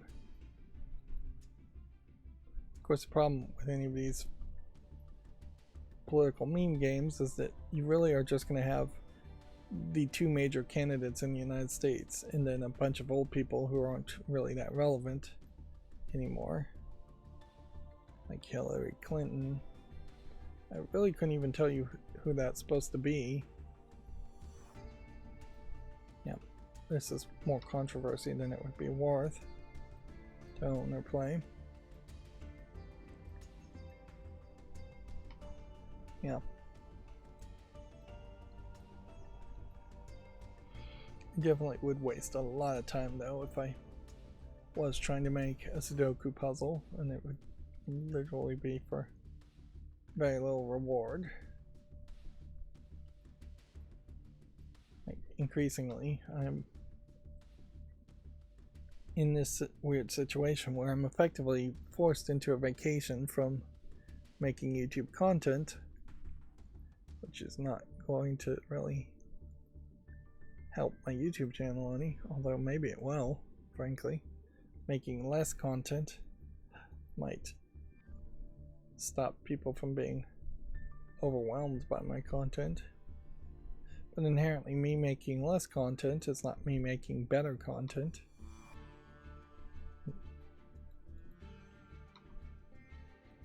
And I am certainly at a loss as far as just how I personally could make better content.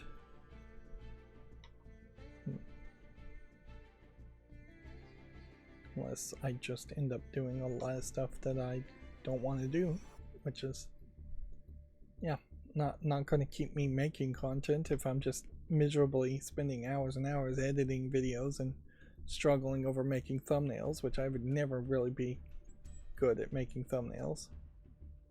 So that would drive me crazy.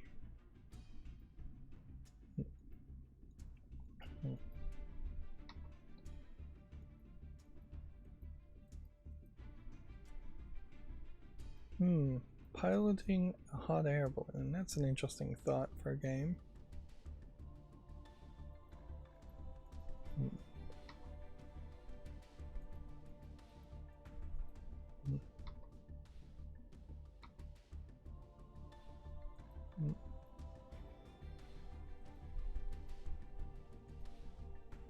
And as I'm looking at all these games, Turbo Kid might be one of interest. It's just not a lot of amazingly interesting games. Perhaps my standards are too high, but it does just seem like there's a lot of dullness, even in the games that I would make a YouTube short on.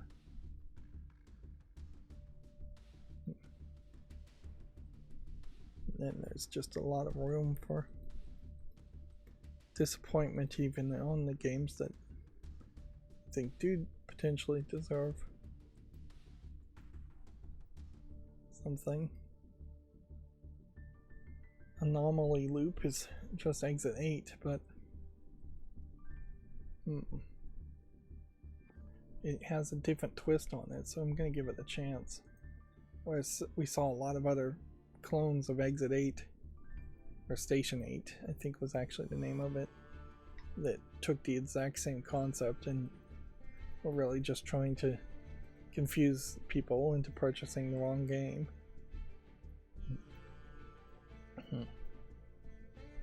Steal a little but stand out is a good concept if you are gonna make a clone of a game. Have different visuals, have different locations, storyline, narrative, things like that.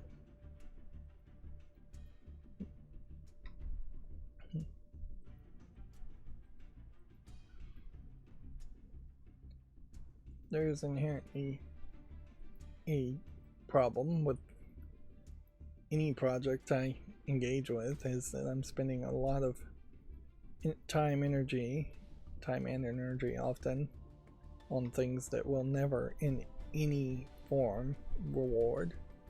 A lot of times those rewards are when you spend time and energy is the hope to be paid, and certainly that would be nice, but also a lot of times we just want to be appreciated or have some reaction of some sort by other people. And certainly one part of starting my YouTube channel that was the admins that a lot of this is potentially going to be shouting into the void, or that there will be just one person that maybe hears a video maybe years later.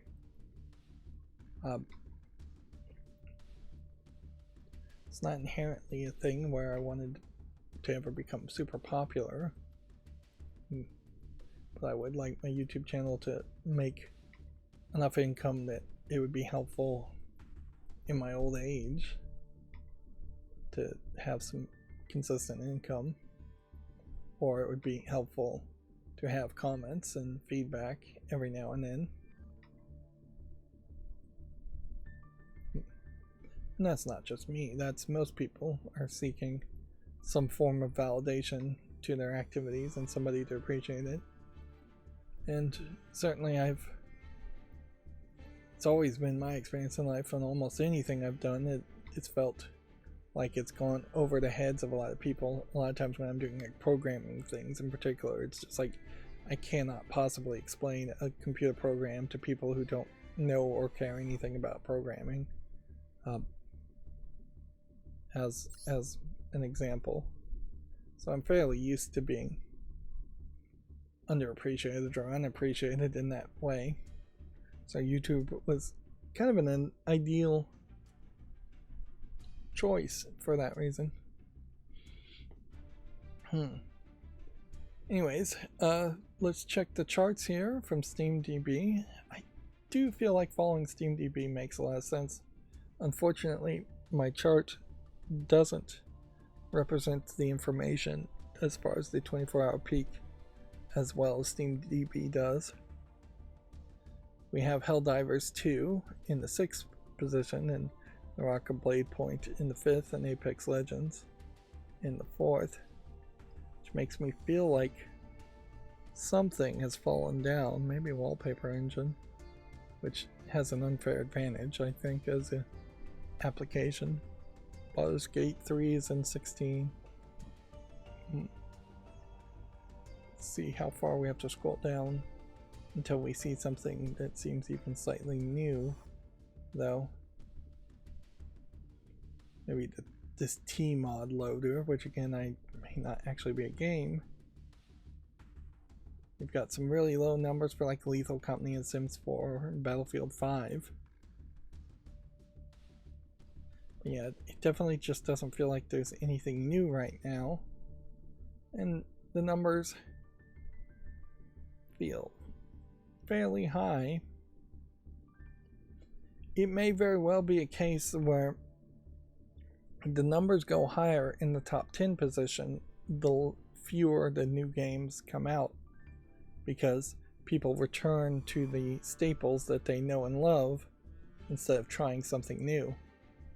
It'll be interesting to see when Steel Blade comes out, if it can break the top 100 even, and if it does skyrocket and stay high, or if all of a sudden it is just gonna skyrocket like Palworld did and then fall low, which Palworld specifically is, I think, really low down here. Is it below Yu-Gi-Oh! Master Duel, which kind of consistently is in the top 50?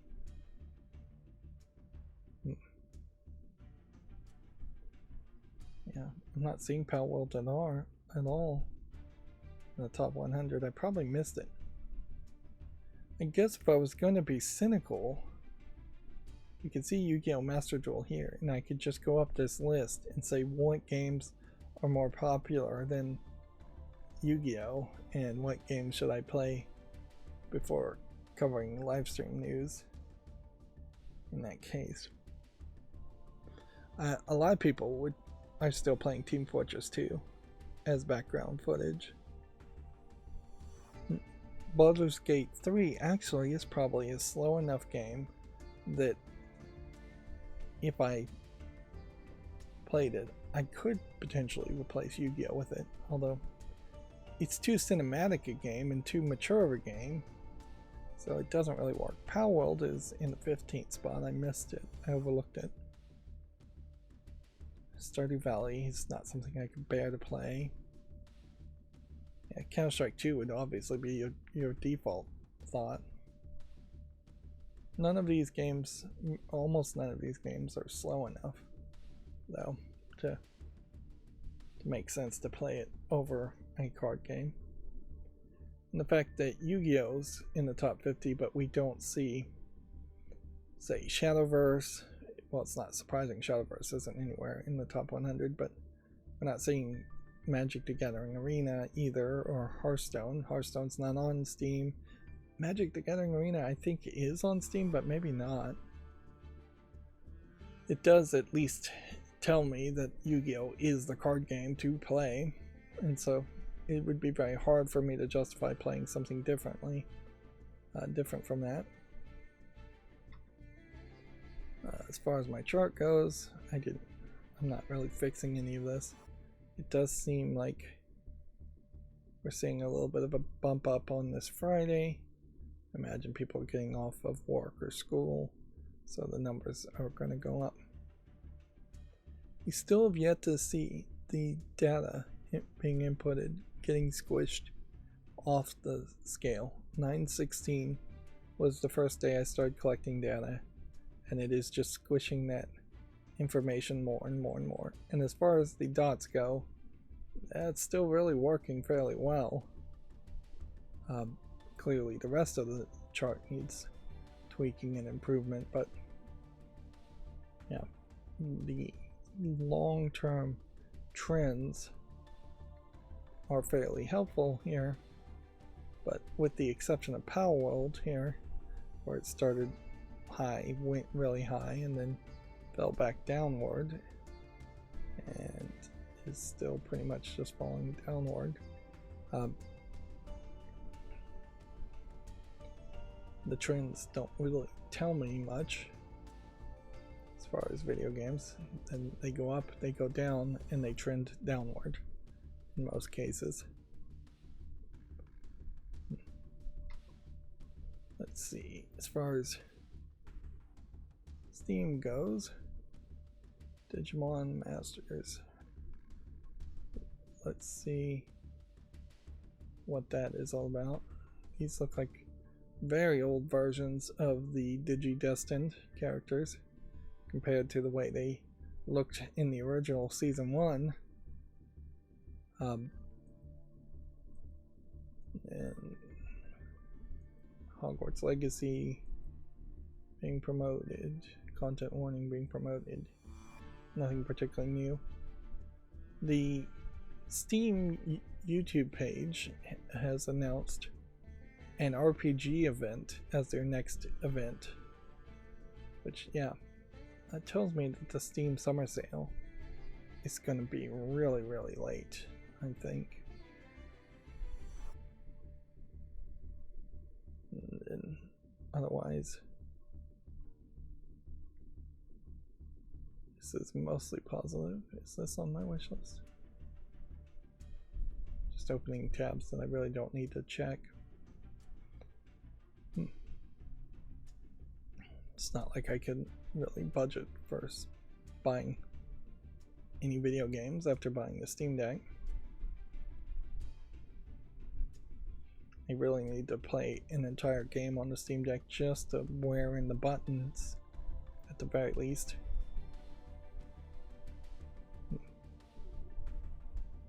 I almost wonder if it would be worth it to buy refurbished Steam Decks as gifts. It probably would be.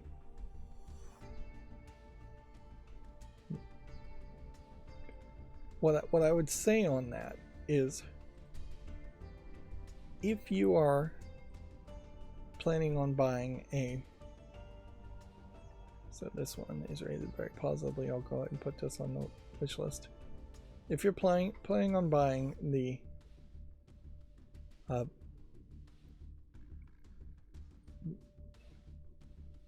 next Nintendo console, sorry, I keep losing my train of thought, then buying a refurbished Steam Deck in the same year, if you have to buy both, kind of makes some sense.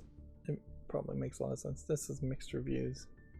Nobody's enjoying it, which is a shame. I really wish there was a great Digimon game on Steam. Although I'm not even sure how much nostalgia really still exists around Digimon, particularly in the West. But you see how successful Palworld has been. I think Digimon done right could be as successful as Palworld has been so far.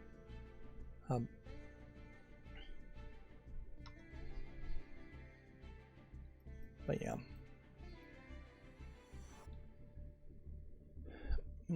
Yeah, in the one scenario where you know you're going to buy the next Nintendo console day one, and you need a Steam Deck that can do a computer, buying a refurbed unit for $300 or less makes sense at that point. It's giving them like a really cheap version of it, which won't give them the better battery life, which won't give them the OLED screen, and will give them the very slow internal hard drive things, which that's the one thing I think it would be fairly safe to upgrade. I wouldn't be surprised if most refurb units of the LCD version, though, have them just taking out the EMC hard drives that are too slow, and then just by default upgrading them to a 64 gigabyte or 128 or 256 gigabyte space. I'm not sure what the real space requirement there. 64 gigabytes is probably too small. You probably want 128 at minimum, because the operating system itself is probably going to take about 22 gigabytes, I think is what I saw. So you really would only have about 40 gigs then. And it's very believable that there could be exactly one game that is over 40 gigs that you want to play, or you just wouldn't have a lot of room to install a bunch of games anyways.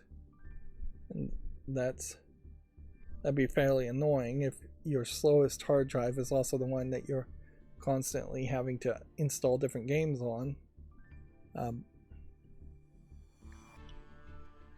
Anyways, let's do the headlines. Today's felt a little slower than I would have liked. From video game news, let's read the headlines. Square Enix hopes to develop Final Fantasy VII Remake Part 3 in about 3 years. Rockstar's raised GTA Plus prices up by 40%. That is way too much. The Sea of Thieves beta has launched for PS5. Stellar Blade fans asked to go easy on its demo, which is almost twice as popular as Final Fantasy VII Rebirth. It does certainly indicate that Stellar Blade has a chance to be super popular. You never really believe or expect that something that has long been established like Final Fantasy could be unset by a new game, which is a shame, particularly for the gaming industry, because it would certainly be nice if there were some revolutionary games out there that were way better than what has already been made. If there was a Mario game that was way better than Mario games and led to a series of new games from a new series from new creators and made Nintendo have to actually compete and try to do better. But yeah, very much, if you're going to play a fantasy game, you're either going to play Dragon Quest or Final Fantasy VII. It's been that way for years, and that's kind of crazy. We barely get a little bit of revolutionary elements in the sense of Destiny games kind of revolutionizing like Halo games, but kind of barely at that. But yeah, video games being based on technology should be a lot more revolutionary in their stories and appearance and features, and they just aren't, unfortunately.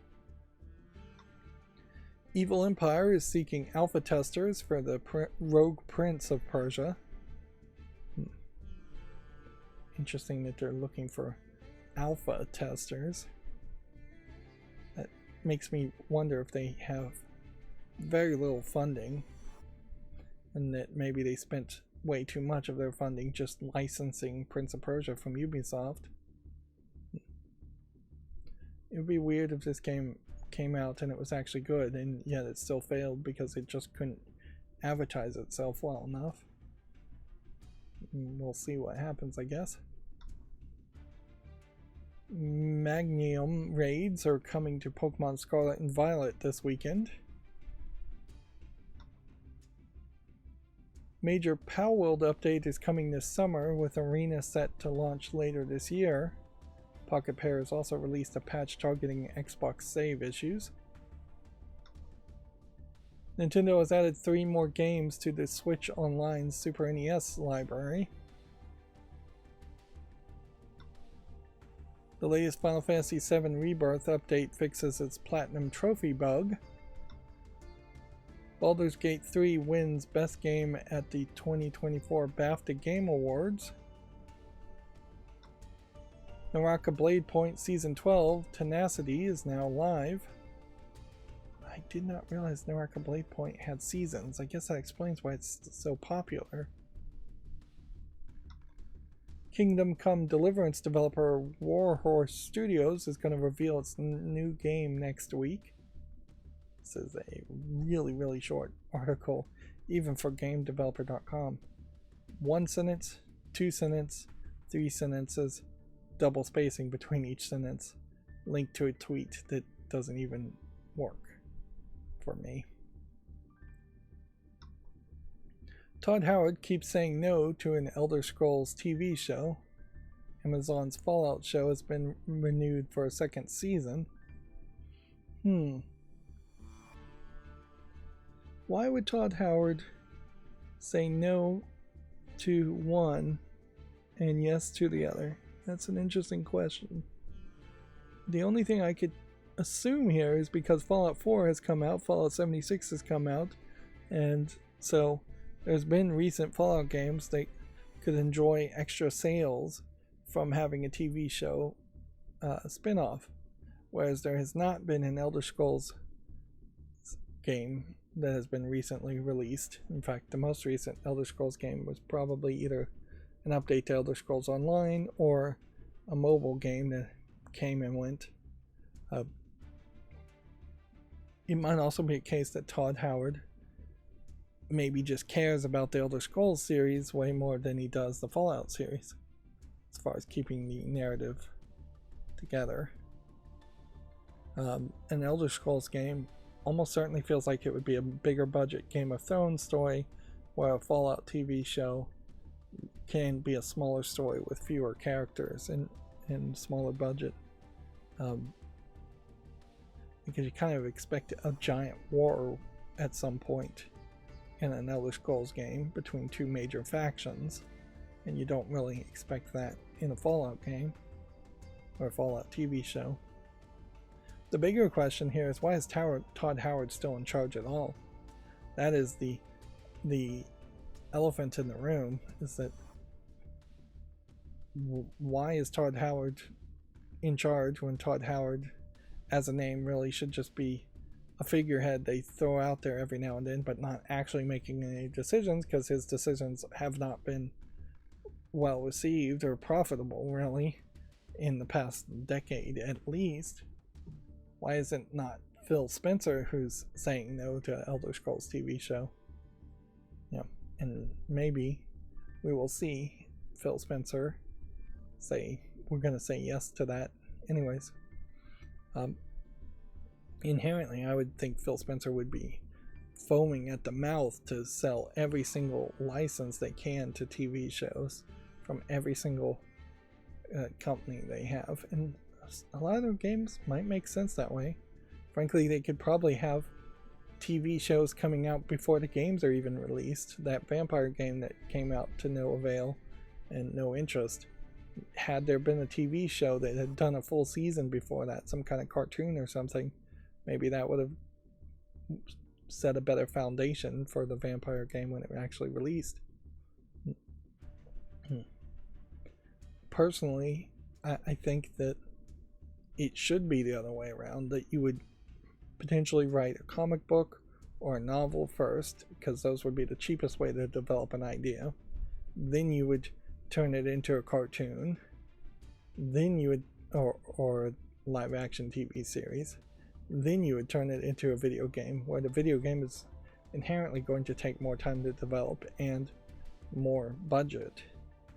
In the same way that you see a lot of anime starting off as a manga in black and white, just animated as cheaply as possible, and then it gets turned into a TV anime series, and then if it's really popular, it will be turned into a movie anime spin-off series, or a reboot, remake.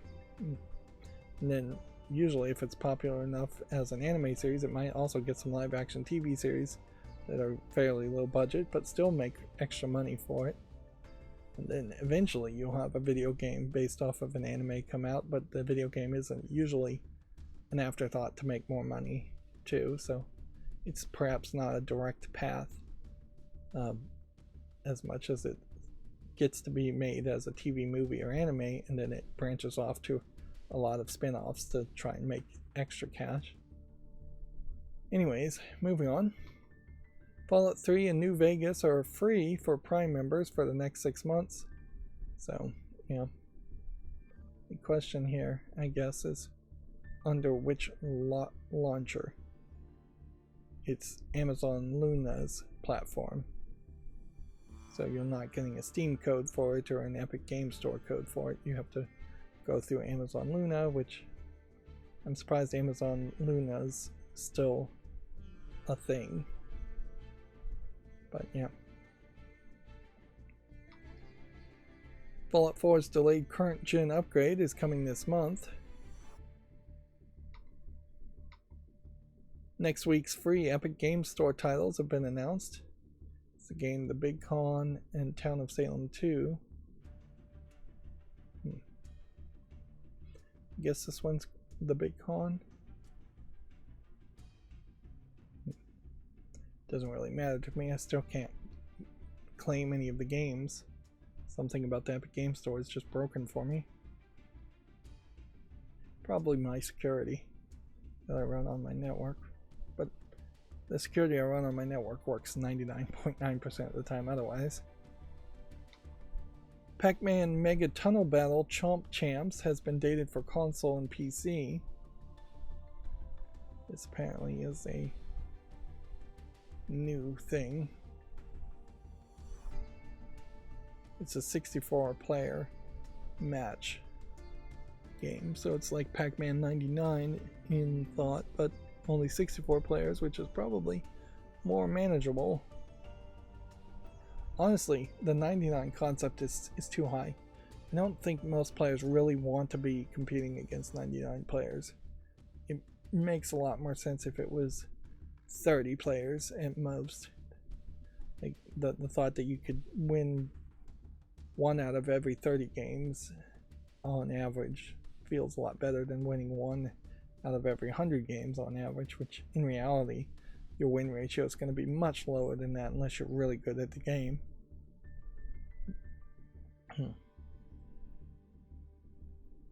Moving on. Xbox's April console update is rolling out to all players. The Xbox app for PC has also been updated. So what was in this console update? It adds a new functionality to Discord, letting players disable certain effects using a toggle. It adds a new notification that lets players know if their OneDrive is running low on space. Yeah, I'm sure nobody wanted that other than Microsoft.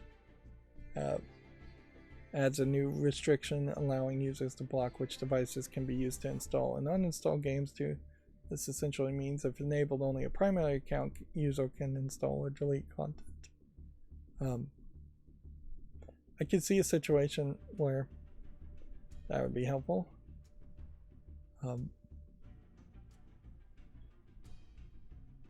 Game hubs will be rolled out across the Xbox app for PC to all players. The UI change allows players to track progress like achievements, time played, and other in-game metrics. You'll also be able to see your friends' activity and stats from this page. New content for games like DLC releases will be highlighted here too.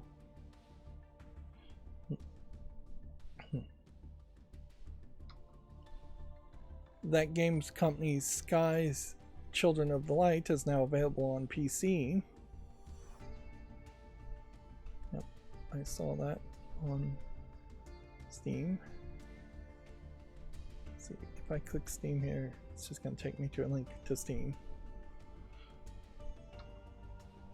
Immortals of Avium Studio has reportedly furloughed the majority of its staff. Let's see. We already kind of talked about that in the last stream. Command and Conquer Storms marches European sales chart after Steam release. Dragon Dogma 2 was the highest new entry at number 3. So there's not a game called Command and Conquer Storms. It is Command and Conquer Games taking the top charts in Europe. Let's see, Red Alert, Renegade, Tiberian Sun, Red Alert 2, and Generals, which I'm surprised Generals is higher. I don't think I've played Generals. I played probably Red Alert 1 and Red Alert 2, and I'm not even sure you really need to play all of these games. In modern times, it's kind of hard to know if you really need to play any of them at all. You still see in Europe, though, that EA Sports Football Club 24 is selling as number 1, and Helldivers 2 is making Sony a lot of money. So it seems like there might just be a high level of nostalgia around Command and Conquer in Europe, in the UK. Nope, this is Europe, not the UK. You would think maybe in these uncertain times in Europe, they wouldn't want to play military real-time strategy games, even though Red Alert series is pretty fantasy-based. But I guess in honesty, Europe is always very close to or from a war anyways, Europe being such a big conglomeration of countries. I don't know if you can call Europe a continent, per se, even. Anyways, moving on. All Apex Legends players have been offered free Apex packs following account issues. EA Motive was reportedly hoping to make a brand new Dead Space game. Another report claims the franchise is on hold after disappointing sales of last year's remake. So I wonder if perhaps what the disagreement here is maybe that EA just never announced a Dead Space 2 or never told EA Motive that they were going to be making a Dead Space 2. So when somebody says that the franchise is on hold, maybe that's not factually accurate because it was already on hold. Again, they're saying a second report has claimed that Dead Space franchise is on hold. That second report is the Bloomberg source, which we read at the beginning of the stream, which really was just repeating what the Giant Bomb Jeff Grubb source was saying and quoting Giant Bomb. So there aren't really two reports as far as I can tell, unless I'm misreading the Bloomberg source. So yeah, and this time it's GameDeveloper.com saying that instead of VideoGamesChronicle.com saying it instead of GameDeveloper.com. saying it, which doesn't mean anything, because I'm sure there's a myriad of mainstream video game journalism sites that very quickly just copy each other and don't actually research what they're saying at all, and don't care if they are propagating fake news or inaccurate information at the very least. Vampire Survivors PlayStation release and Contra themed DLC has been announced.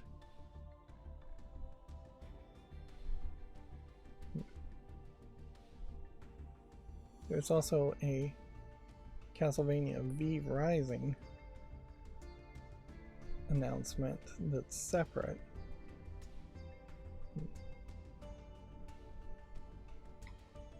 A Prince of Persia roguelite from Dead Cells studio Evil Empire has been announced. Interesting. So this is part of the story I didn't really catch, is that this is from the studio that made Dead Cells, which there's been some small controversy in the fact that they've given up on supporting Dead Cells. Although the Dead Cells studio might actually have given up on Dead Cells quite a long time ago and given it to a different company, which has then once again given up on Dead Cells. But Dead Cells certainly got a lot of support anyways. And it certainly would be interesting if the Rogue Prince of Persia played a lot like Dead Cells and is just Dead Cells with a Prince of Persia coat of paint on it. That would be interesting if that's what it turned out to be, at least. It has a good chance that it won't turn out that way, though. And it will be a different kind of game. Prince of Persia is not really a game that's known for having a whole bunch of different attack patterns and weapons, where Dead Cells was all about that. Pocket Pair teases Palworld Arena player versus player mode. Slay the Spire 2 has been announced.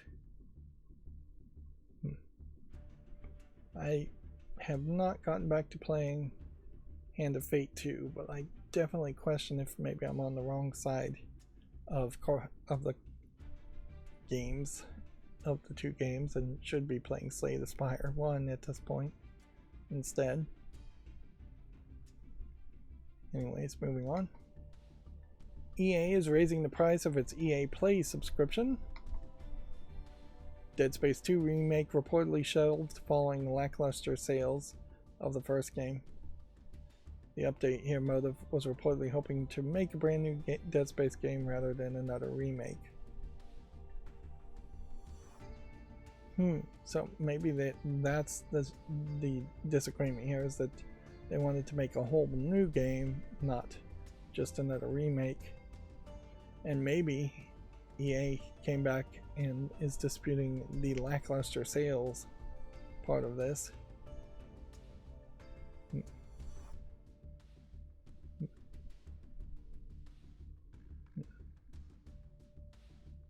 See, the update 2 here says Motive was reportedly hoping to make a brand new Dead Space game rather than another remake before EA put the franchise on hold again.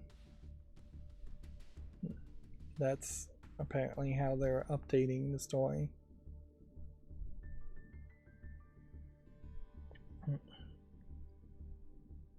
I don't know if a new Dead Space 2 was really needed.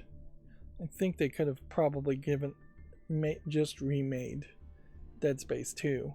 They definitely would have to make a new Dead Space 3.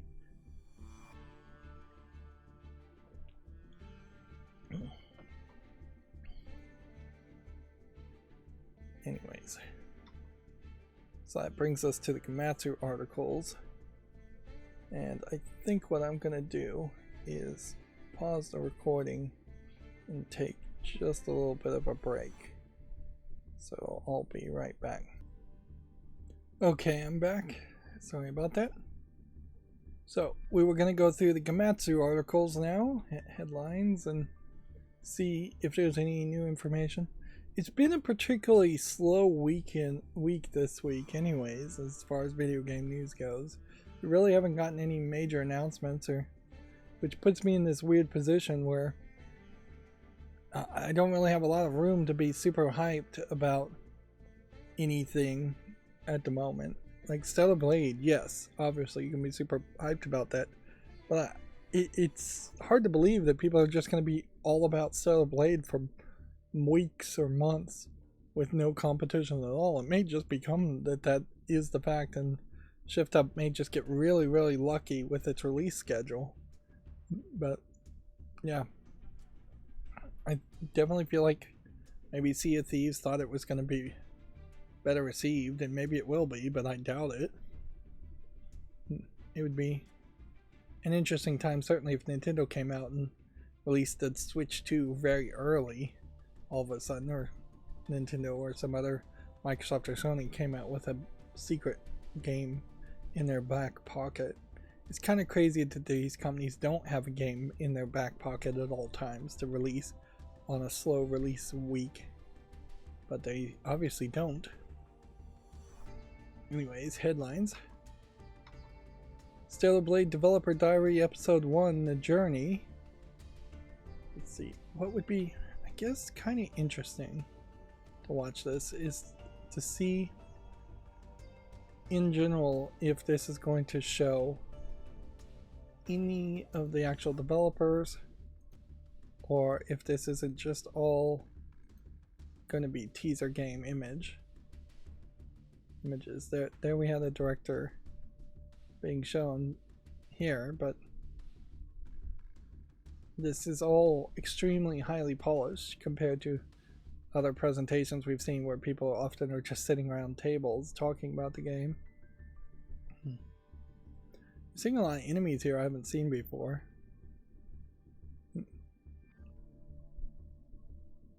So, yep, there's a question certainly here as far as how successful this Korean game will become and how successful Shift Up as a Korean company may become.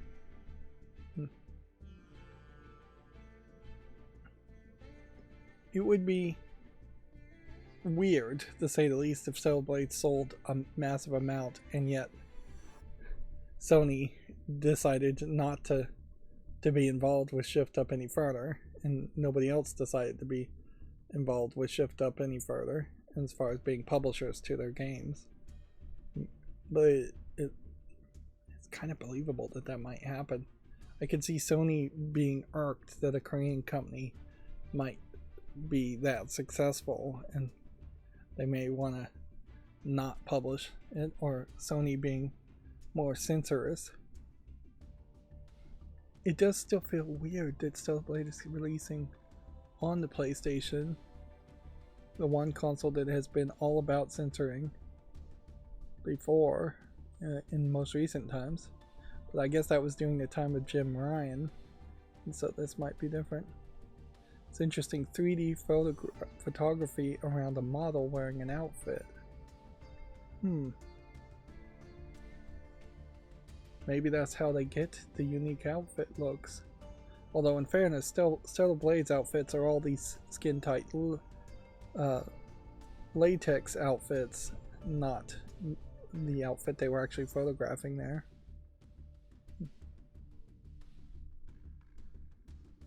What I'm mostly trying to see here is if somewhere in the background we see a picture of Nikke, Goddess of Victory, or even Destiny Child, the first two games from Shift Up. I imagine the answer will be no.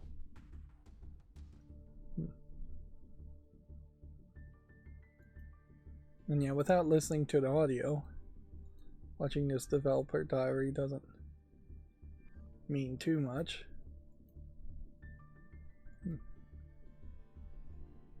They're nice looking offices, so perhaps a little dark.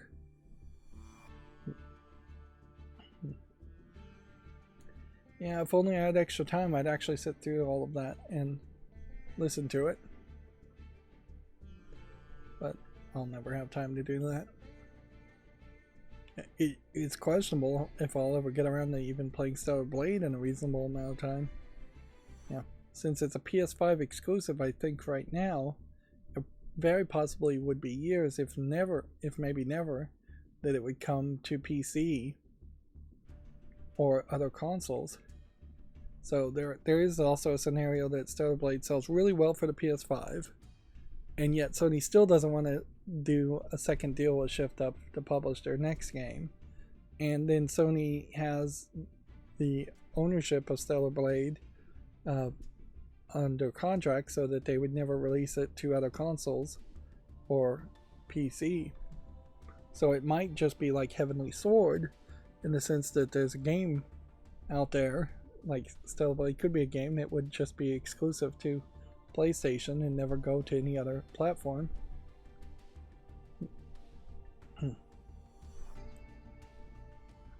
Although at a certain level, if Stellar Blade did get locked down to PlayStation, I feel like Shift Up could make a different game story and a different game series and learn from the growing pains of making their first 3D game, console game, their first 3D and first console game, and probably make even a better product the second time around. Anyways, moving on. Genshin Impact version 4.6 update, Two Worlds of Flame, The Crimson Knight Fades, launches April 24th. This visuals looks a little bit different from what you normally see from Genshin Impact. I assume people are still playing Genshin Impact. But I also assume that the 4.6 version means that they probably have been around for 4.5 years.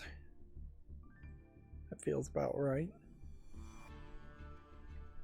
With no signs of really slowing down.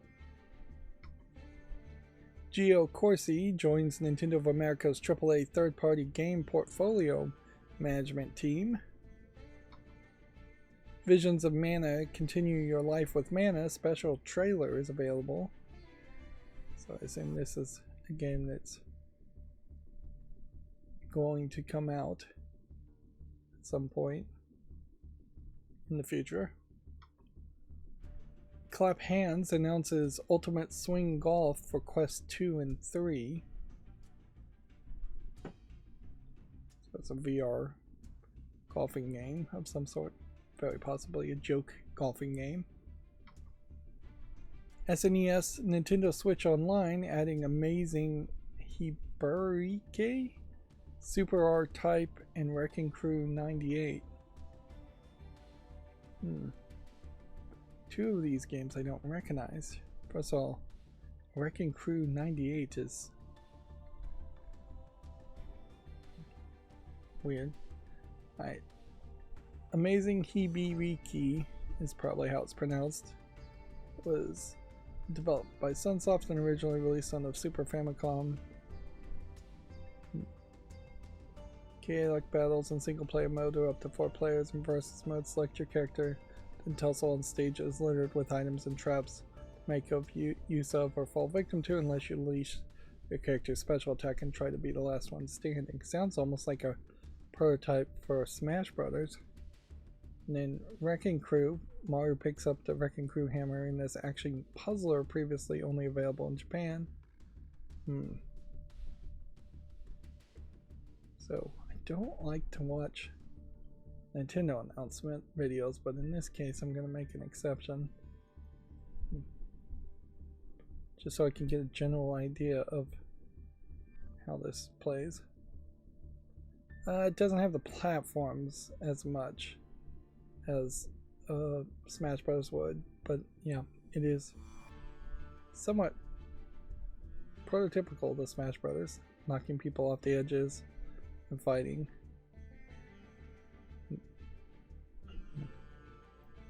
Super R-Type, no real question on what that is. It's an R-Type side-scrolling shooter. Wrecking Crew seems to be a competitive puzzle Tetris type game.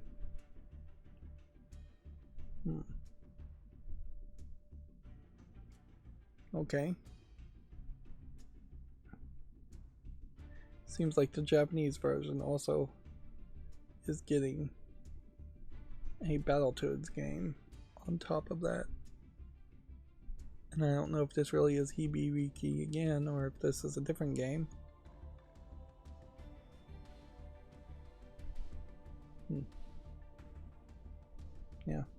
if I don't recognize Wrecking Crew 98, which implies there might have been a different Wrecking Crew, that tells me that there's very possibly other games that Mario was shoveled into that I'm unaware of, which, in fairness, that's a good assumption to make. They crammed Mario into a lot of games, particularly Game Boy games. I could see there being 2 or 3 games that star Mario's, Mario Tennis type games, Mario Golf type games that I couldn't actually name, and I could see those getting re-released for Super NES even, or being released on Super NES and Game Boy or something like that. I guess it's time to move on now. Deep Silver and Warhorse Studios to announce Kingdom Come Deliverance 2 on April 18th. We are very much getting announcements for announcements in that case. We're not even getting that many announcements for announcements. Shin Megami Tensei 5 Vengeance details new Nohumbi no form, new demons, and Da'at exploration, and more.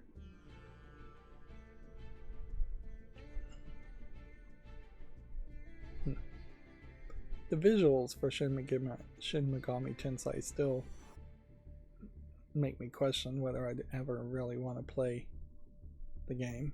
Like, I like the monster concept creations well enough, but the main character, I just kind of question whether I could stand looking at him that often.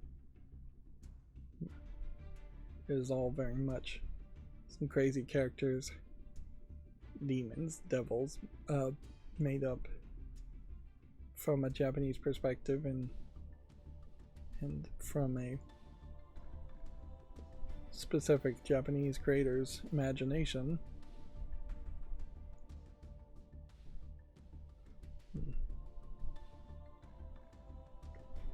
Yeah, I don't know if there's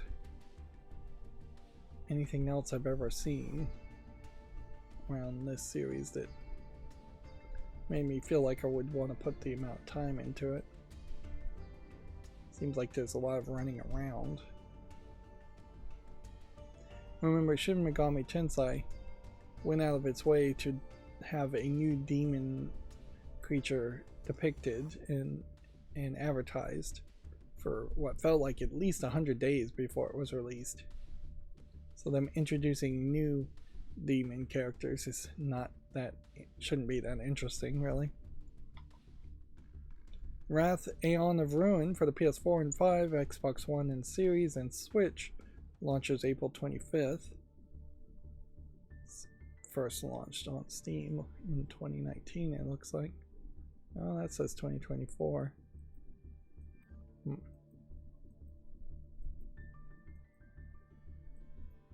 It's mostly positive first-person shooter, but I'm not sure I could ever justify playing a first-person shooter.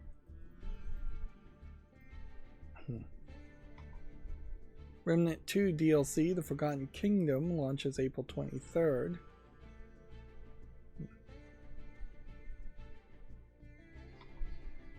Fallout 4 Next Gen Update launches April 25th. Pixel art side-scrolling puzzle platformer Nanuka Secret of the Shattering Moon has been announced for consoles and PC. It's due out in 2025.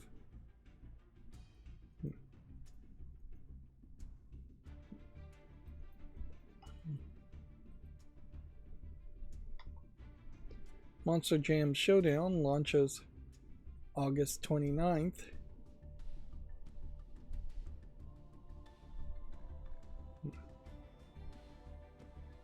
Says here pre-order for 3 days of early access. Sid Alpha did a whole video talking about how the latest Ubisoft Star Wars game is charging a lot of money for not a lot of reward, and one of the rewards that they are charging extra money for is to have 3 days early access. So you're paying extra to play the worst version of the game that's inherently going to be patched, is one thing he said. It was a video worth watching, I imagine, just to remind us all that buying these expensive versions is really, obviously, and has always been a ripoff. Pac-Man Mega Tunnel Battle Chomp Champs launches May 9th. Here we can see what the game looks like somewhat, and that you have just a lot of connected different levels of Pac-Man.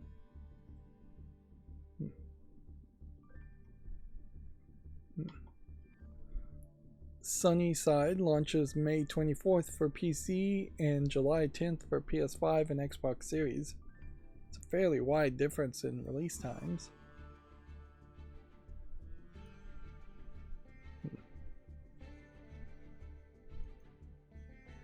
Weirdly, this is a game that I don't think I've seen before. If any of the images are going to actually load. Yeah, I don't know what happened there.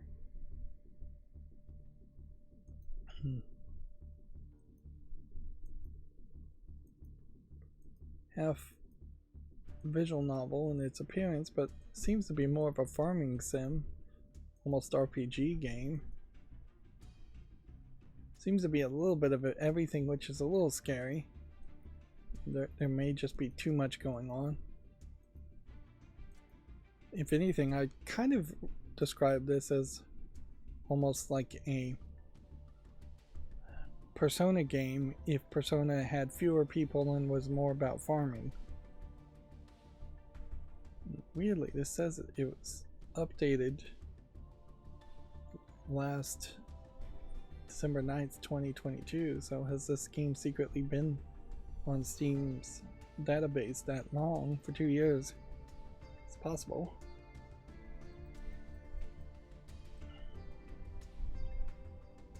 Well, this is a little interesting, I would say.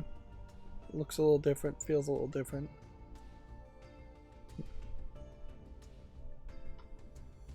Famitsu sales from 4.1 to 4.7 have been updated on Komatsu. Let's see, Princess Peach Showtime still in the #1 spot. So, overall you've got like 20,000 sales this week, and somehow that has been 124,000 overall,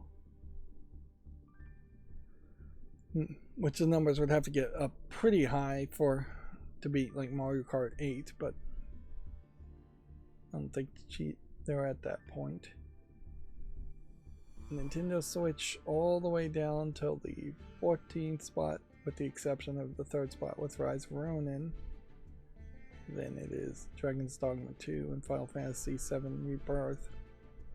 And then more Nintendo Switch games all the way down. What's interesting here is not a single game here is labeled as new. So it seems like there was no new game at all. Hardware sales still seem to be amazingly high for the Switch OLED model, at least, and not even half as high for the PlayStation 5. Series X is actually selling pretty good this week. And for the first time, I think ever, we finally have the chart saying that there is no Nintendo new 2DS XLs being sold this week. They have finally stopped either reporting on that, because they were selling like 5 or 6 units every week, which in fairness, PlayStation 4 only sold 107 units in Japan. The population of Japan apparently dropped about 500,000 compared to last year also, so it's just getting a smaller and smaller populace overall.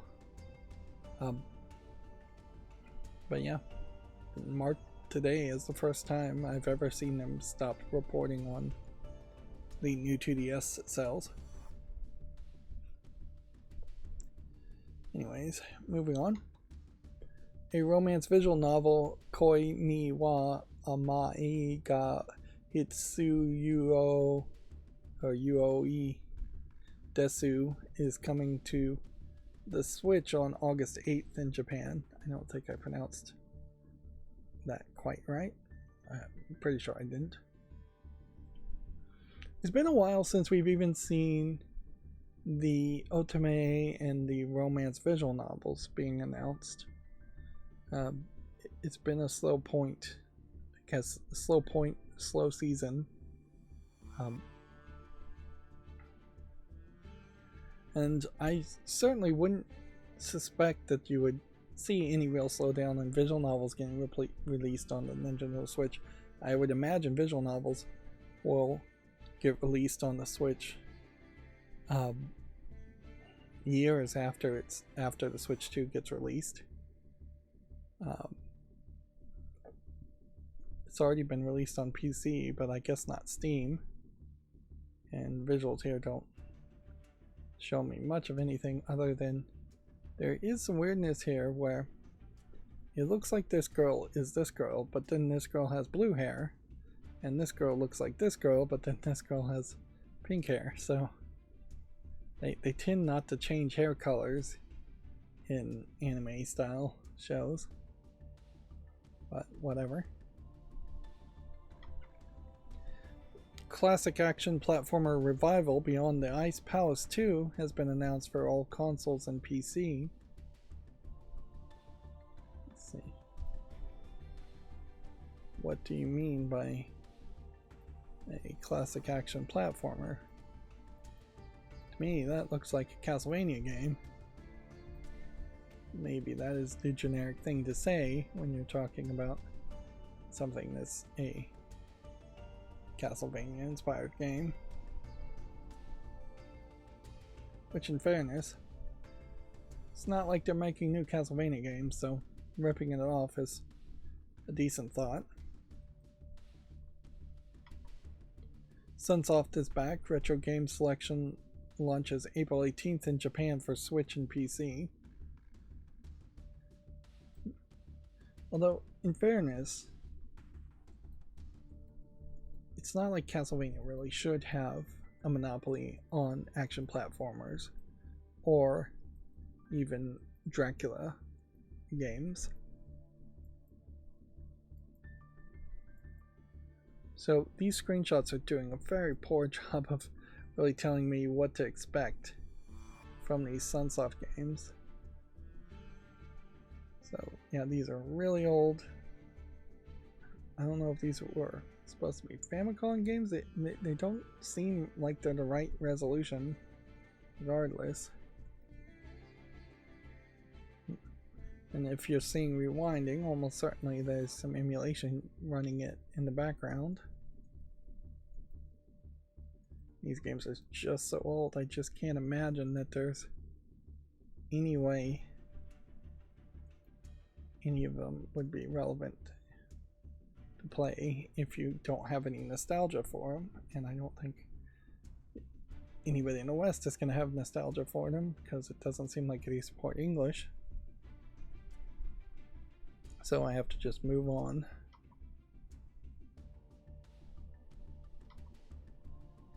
Idia teases Tenchi no Uta revival project.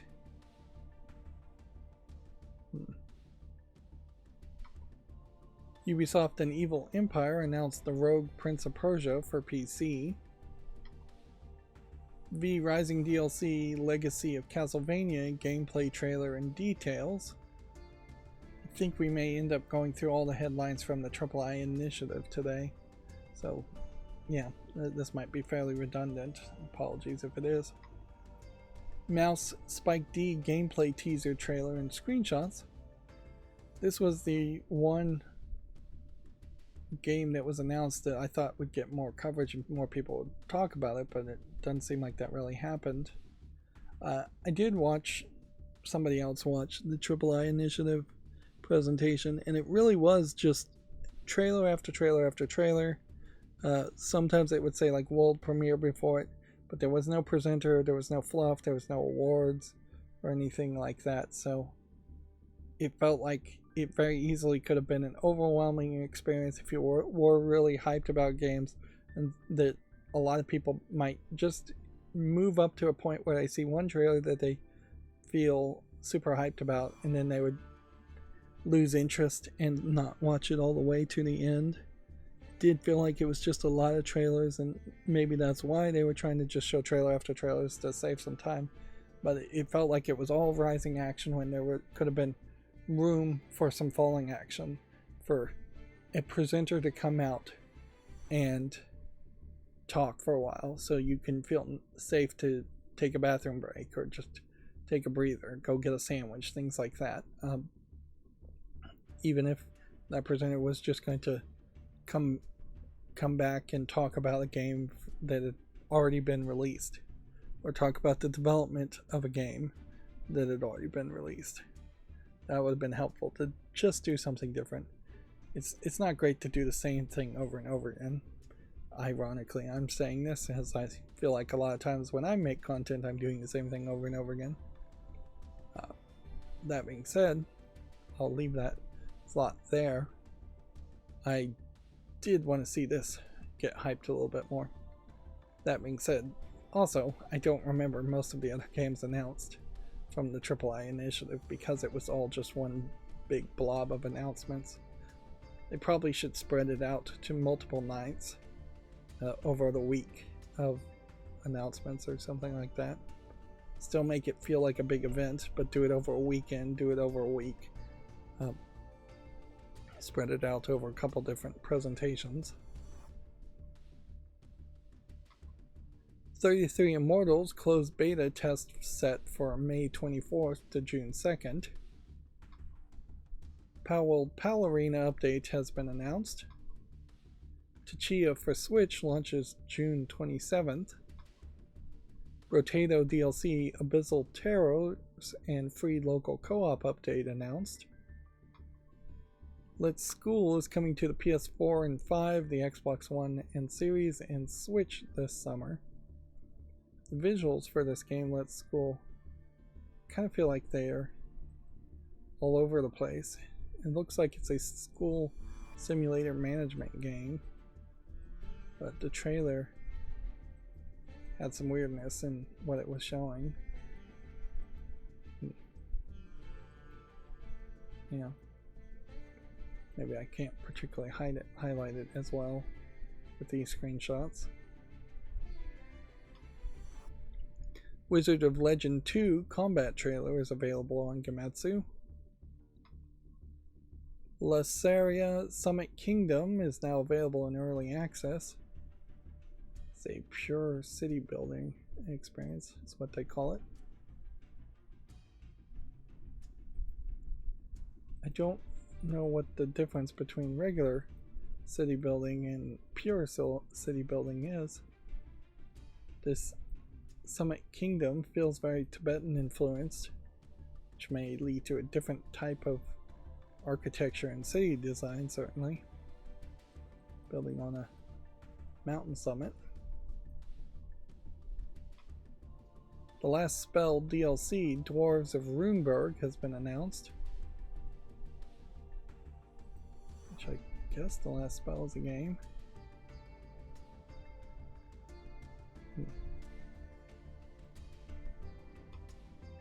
Hyper Light Breaker launches in early access this summer.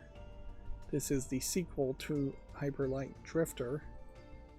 They didn't do the best job, I think, of explaining that. And it'd be easy to not immediately make that connection. Cat Quest 3 has an opening animation on Gematsu. Single-player 3D platformer RKGK, or Rakugaki, has been announced for PC. This is I believe, skateboarding and spray painting type experience. Not perhaps skateboarding, maybe Heeley skates, or maybe just running and spray painting. It looks visually busy, to say the least. So I might be a little bit cautious on that game. Just having too much on the screen at one time. Darkest Dungeon 2 to add Kingdoms mode in 2024. They showed the trailer of what Kingdoms mode is, but I don't know if they really explained what it looked like. It seemed to me like it was just a slightly different way to play. In the most recent 30 days, it's only at 69% positive. It's at overall 75% positive. And honestly, at this point, I can just take Darkest Dungeon 2 off my wishlist, follow list. I don't think, having not really enjoyed the experience of Darkest Dungeon 1, because it's just never gets easier for that final run, and spent way too much time playing Darkest Dungeon 1. I just don't think I want to take that journey a second time, with a Kingdoms mode or not. Now, people that did like Darkest Dungeon 1, I'm sure still like Darkest Dungeon 2, and I would assume they would be willing to try Kingdoms mode at least. But yeah, that just wasn't my experience.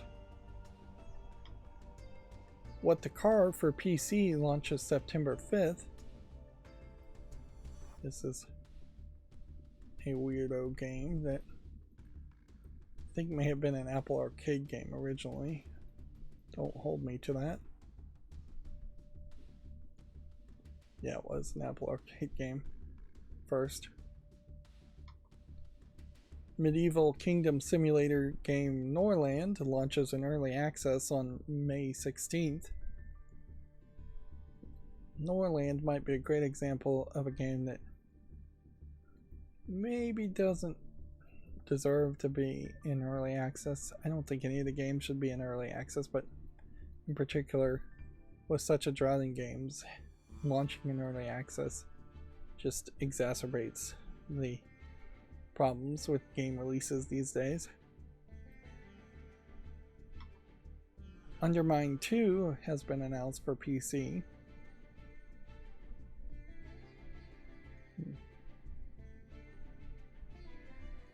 The question here certainly is, what was Undermine 1? Let's see, can we get a link to Undermine 1? Why is the recommendation engine so terrible about not recommending the first games in series? You're saying it's like Binding of Isaac. Well, I could see that being interesting then.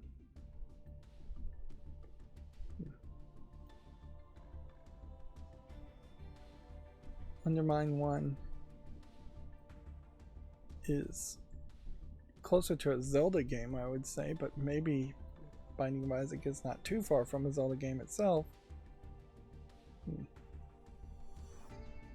It's rated very positively. It's been only on sale for $4.99 at most. So maybe I should buy that game and give it a try. Although, in fairness, I probably should just finish playing Binding of Isaac Rebirth with the next bit of DLC, and then get the final bit of DLC that's available at this point, and play more Binding of Isaac first.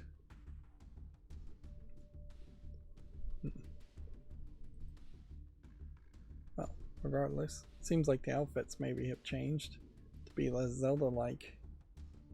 The visuals here don't really scream Zelda on this image. Alright, well, moving on. In Zone 2 launches in early access this summer.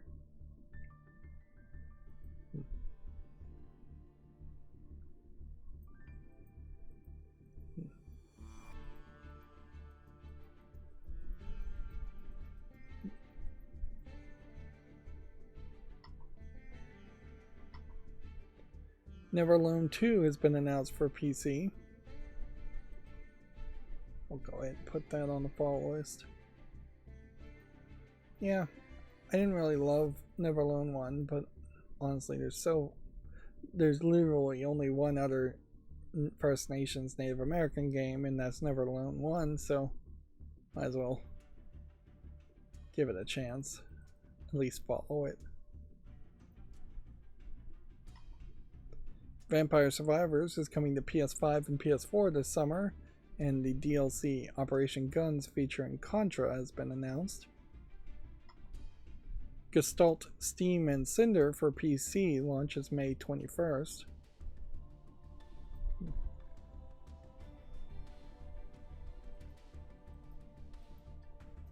This is another one of those games where it feels like I should have seen this before, and yet it's not on the fall list, and it seems like somehow I just missed it.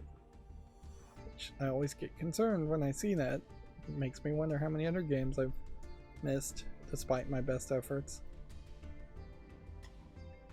Dino Lord's teaser trailer is available on Gematsu. Alright, and so that's gonna bring us to the GameDeveloper.com articles, which are still broken, and we've talked about, I think, all of them. Let's see if there's anything here that we haven't talked about.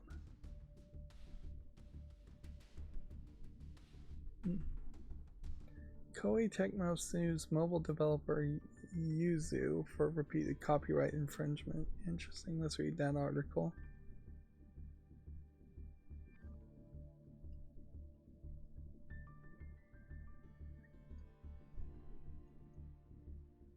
I think that's pretty much it. Let's jump over and read that article first. Koei Tecmo claims, despite numerous cease and desists, that Yuzu kept using material from its game to advertise its own mobile titles. Interesting. Which, that probably highlights where the threat of a cease and desist is literally just a threat. I don't think it even helps you in court cases or judgments, really. It might prove that they knowingly infringed if they are infringing in the first place. Of course, this is a Singaporean developer being sued by Koei Tecmo, a Japanese company, so who knows what the laws.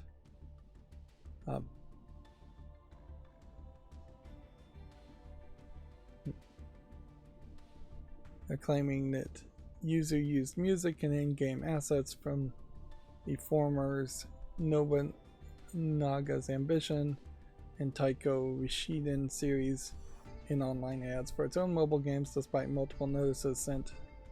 This has allegedly gone on for years.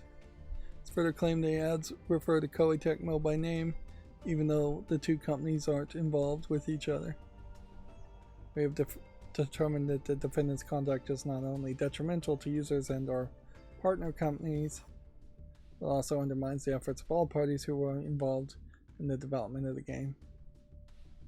Yuzu is best known for phone titles like League of Angels.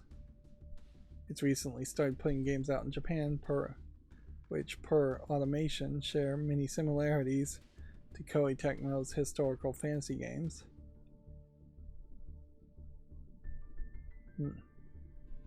Lawsuits over alleged clone games are fairly common, at least as it concerns international companies. In 2022, for example, Riot sued NetEase over alleged Valorant clone named Hyperfront and was subsequently shut down months later.